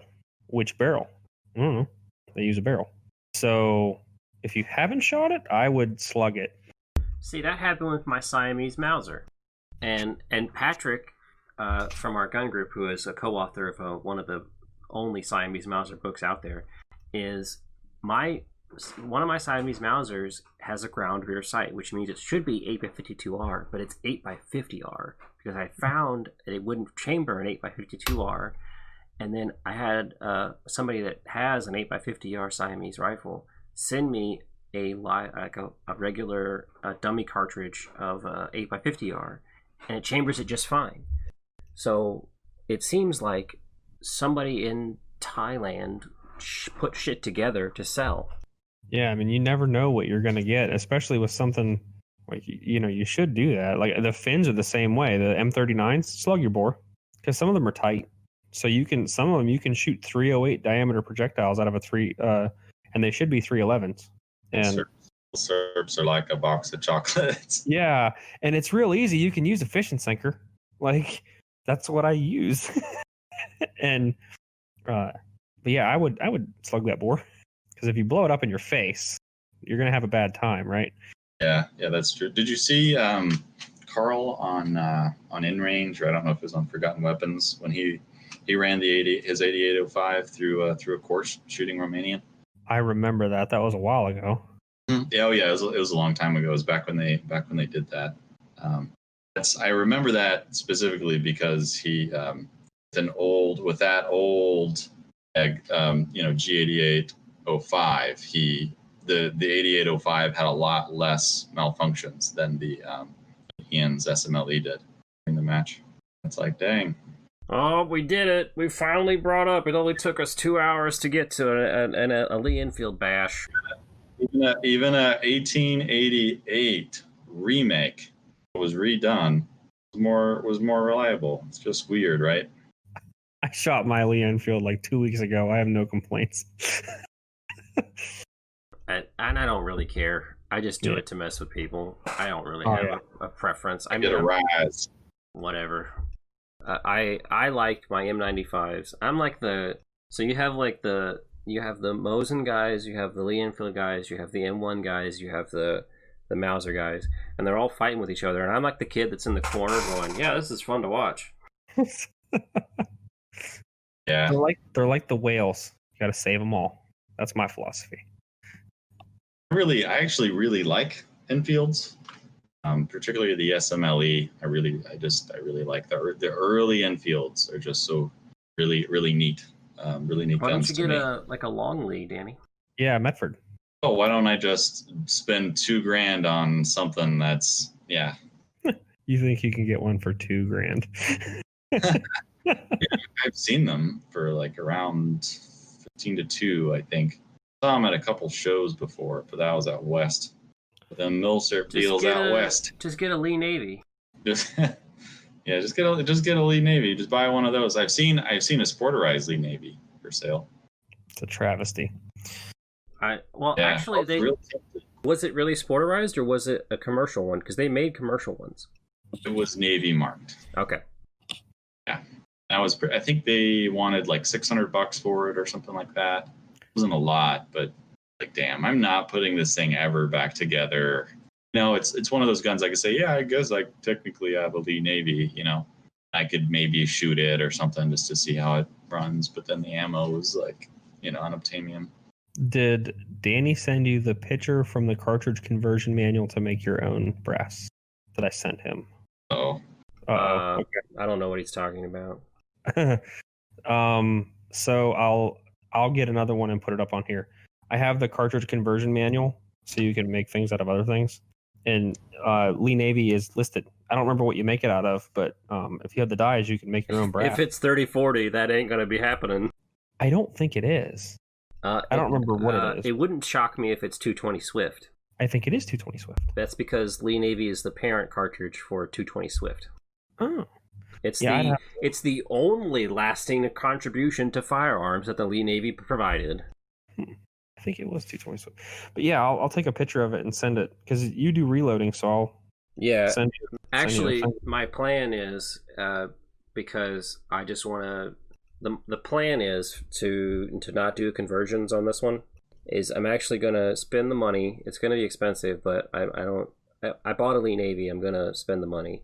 I'm gonna go to RCC Brass, who actually CNC mill out of a solid block of brass each piece, and it's expensive, but it's about for the 6mm Lees, it's about $5 a case, but it's brand new brass, fresh, correctly made, and because they CNC it and they don't draw it like you would normal brass, it's actually a stronger alloy. Never knew they did such a thing. That's actually pretty smart. Yeah, and they do, like, if you go on their website, this is RCC Brass. It's expensive. This is like top of the line people that are trying to get, like, this is like very accurate made brass. But it's the only way to do some of these like really obscure calibers that are not converted from something else. And they have damn near everything, because basically what they do is they go and they say, okay, Sammy, what do they list for all their cartridges? We can do whatever they do. It's like everything that's listed on Sammy's charts or whatever we can make, because we just type it into the computer and then they CNC it. Wow. I'm looking right now at the site, and they are expensive, but if they're the only game in town, you can name your price. And if you could, I mean, if it's really stronger and you can get more, reloads out of it, then it might be that way. I'll bet it is, because drawn brass has a life. That's part of the problem. If you want to bash on Enfields, that's part of the problem with Enfields. So I shot mine, and I took an empty casing that was fire formed and looked at the new casings next to it, and you could see it with your eyes. So it was 10 thousandths the shoulder moved. Like, I started laughing. Wow, that's why guys neck size these, because the brass moves so much. But drawn brass like this, or turned on the lathe brass, it probably wouldn't move as much. So you'd probably get more life out of it. Right. That's basically what they're saying, is that because they don't have to draw it, it's a much stronger alloy. So they don't have to worry about having it more malleable for the draw process. Yeah. But I wonder about case capacity though. It's case capacity, they say, is it meets all standards for whatever it's the exact same piece. It's just milled. Okay. Good. But so you have to order a 50-piece minimum when you're ordering. So to order the 6mm Lee Navy brass, 50 pieces would be $318 with shipping. Yeah.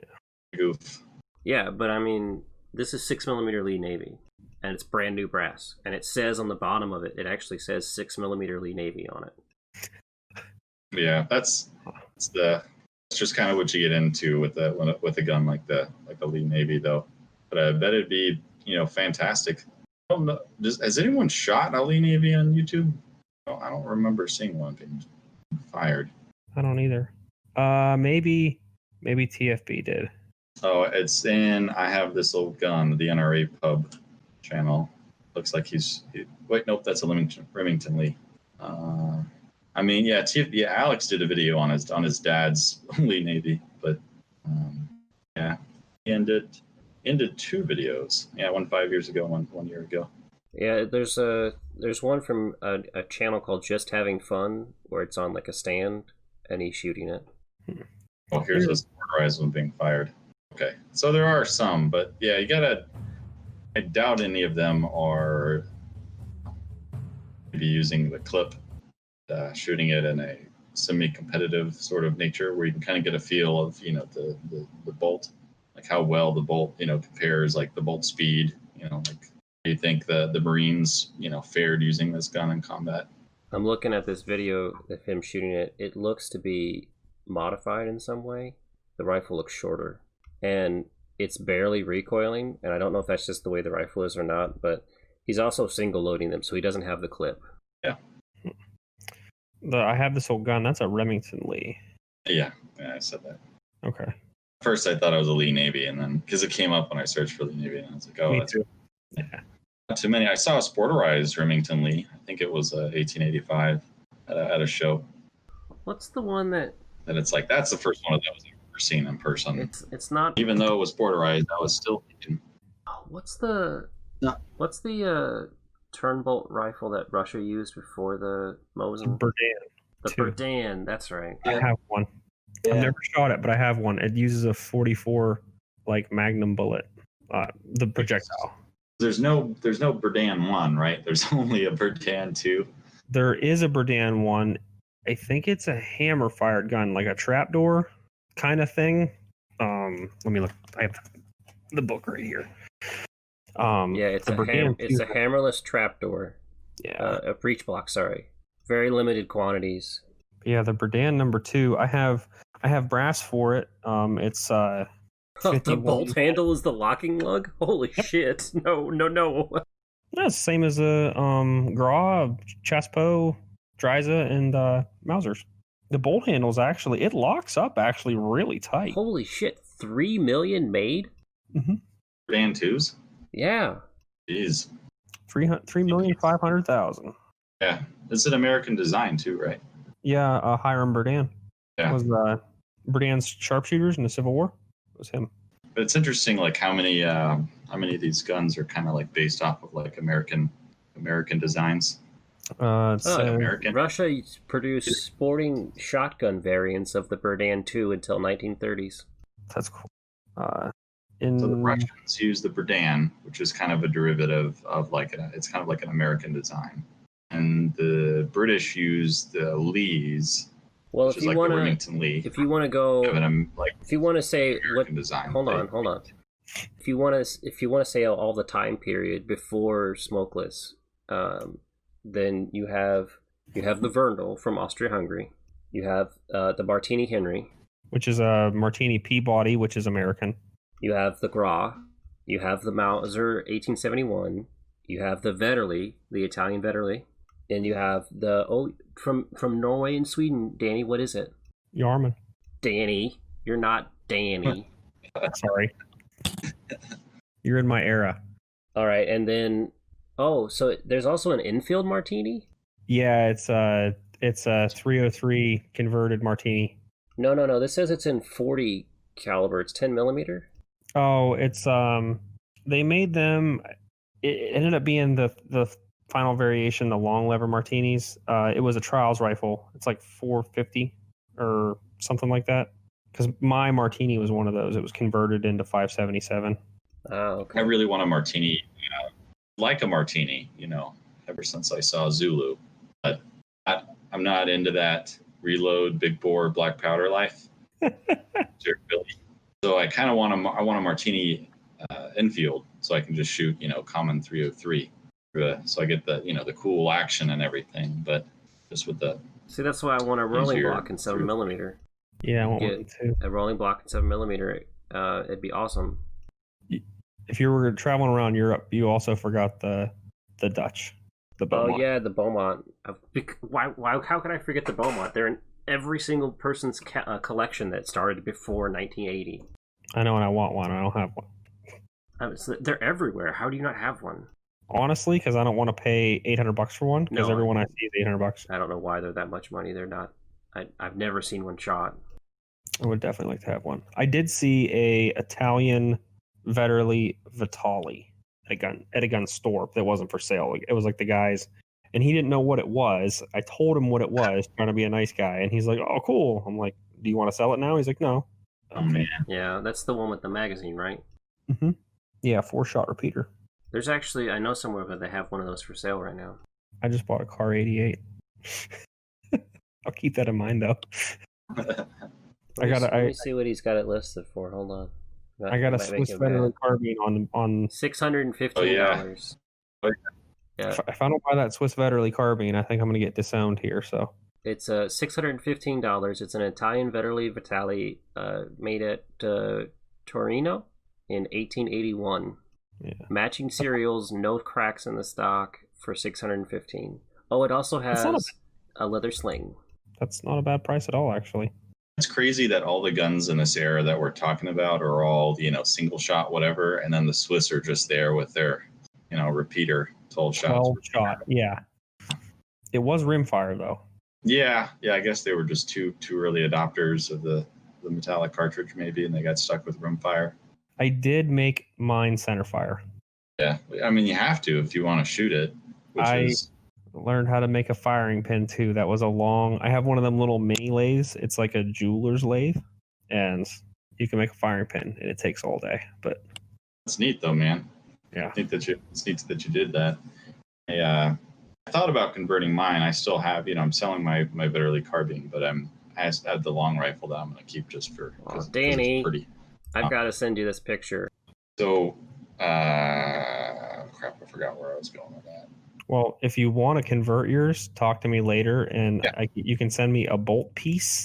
I only need one piece, and I'll make it for you. So. Oh, cool. That's Danny, nice. Look at that cute little Vetterly. No, it looks close to the one that I'm selling. It's adorable. It is. They're pretty.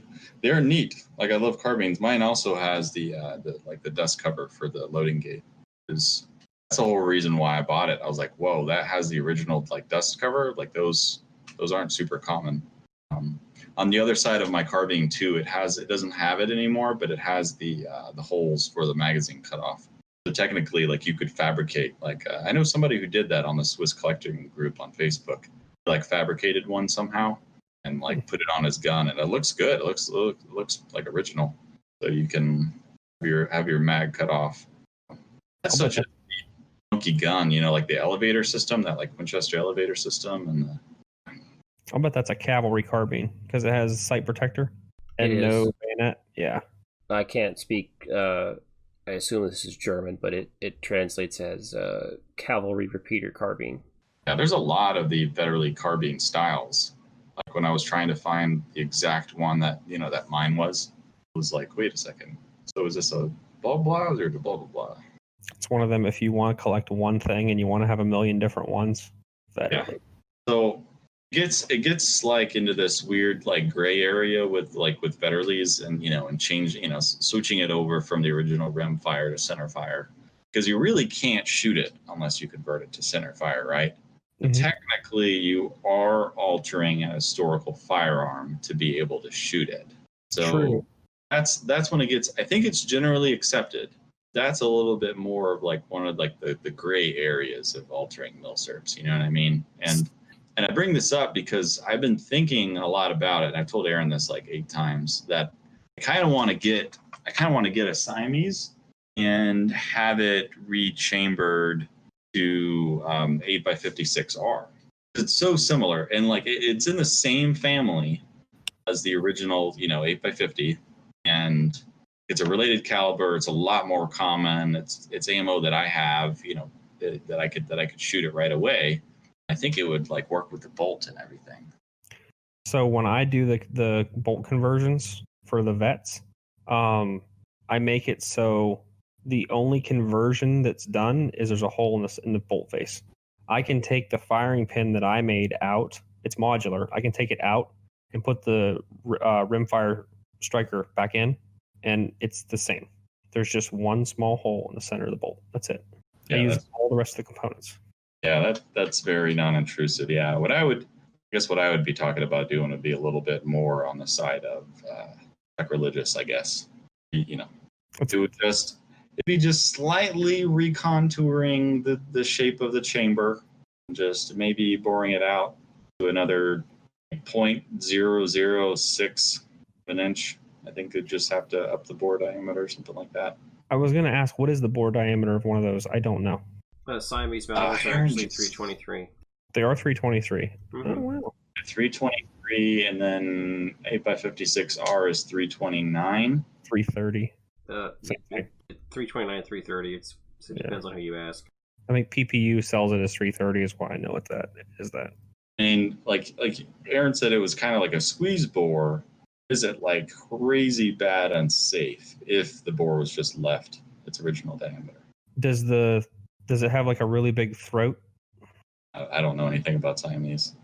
Honestly, I couldn't tell you off the top of my head. It's just an idea that I have. I don't own this and I don't plan on doing this, but it's a thought. What if you got a Siamese? Because that's the big thing with them is that nobody has that ammo. That ammo's not sold. You have to be an Aaron, and you have to be really into them and reload your own stuff, which is and instead, if it was in 8x56R, You would be taking a gun in an obsolete caliber and converting it to an also obsolete caliber.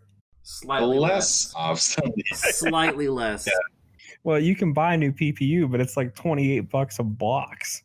It's like, are you? Hold on. First off, are you gonna start saying that's expensive? As after I just said my Lee Navy is going to be $5 for an empty case.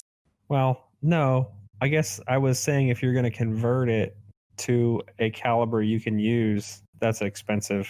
Because I make all my own stuff, so I don't really know what ammo. I don't buy ammo. I just make it. But I think Danny's point is that it would be the least amount of work to change into that. I think he's probably right.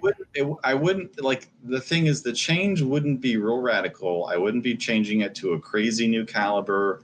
It's not like I'm, changing it to 45-70 like people do Siamese. Like, it would be a very slight change to the chamber and maybe the bore so that it would work for 8x56R.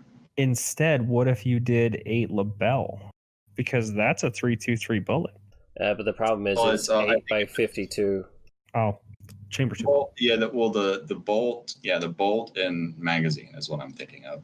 I think the 8x56 will work with the Siamese magazine and bolt face. Like, I think I think the thing you're thinking, Danny, is that the Austro-Hungarians didn't change the case too much between 8x50 and 8x56. They just made it longer, and then. So the cartridge, the head, the rim, which is the big deal, should be the same. So if the Siamese base the rim off the 8x50R, theoretically, it would still work for 8x56. I think too. I could figure that out. I could go get the Siamese Mauser and then try to see if that 8x56R would clip on the clip or on the extractor. Actually, Danny, I'm getting pretty tired here. Yeah, that's getting a little bit tired. I'm getting hungry. Yeah, I'm an hour ahead of you guys, so it's. Oh yeah, you're even more later. Yeah. Well, I hope everybody likes this rambling podcast. Yeah, hope this. Yeah, it's a little bit more of a laid back. I have no idea what I'm going to list this as. Maybe people will like it more because there's not Aaron yelling at us to keep us on track. Oh, freaking usual ones. So one time I was trying to keep us on track, and then everybody jumped down my throat. Was like, I can't believe he's just trying to control the podcast. I was like, what are you freaking talking about? I mean, everything's closed right now anyways. We're just starting to open up, so it's not like we can actually go do things, at least out here, and have good topics. Really here. So yeah, this is the new this is the new radio. This is the new room. Well, Danny, do you want to sign us off, or do you want me to? Yeah, I'll sign us off by, I guess I'll let everyone know. Yeah, so I'm gonna talk to Don about having him on the podcast maybe next time. Sometime in September, we're gonna have May come on the podcast. May from CN Arsenal. That's cool. So that'll be really cool if she can make it. It's tentative right now. They're really busy. CN Arsenal's always got projects in the works. So. If they have the time, she's going to come on, so that'll be neat. That might be the next podcast. Maybe we don't know. It might be with her. Thanks everyone for listening. We really appreciate it. These podcasts. If you're listening to this, you're only listening to this because of our Patreon supporters. They are genuine sponsors on Patreon. They pay for the podcast. Uploader money that has to go into for these to be uploaded and to stay up for a certain number of times. So appreciate everybody for listening and for your support, and I guess we'll catch you next time. Thanks, guys.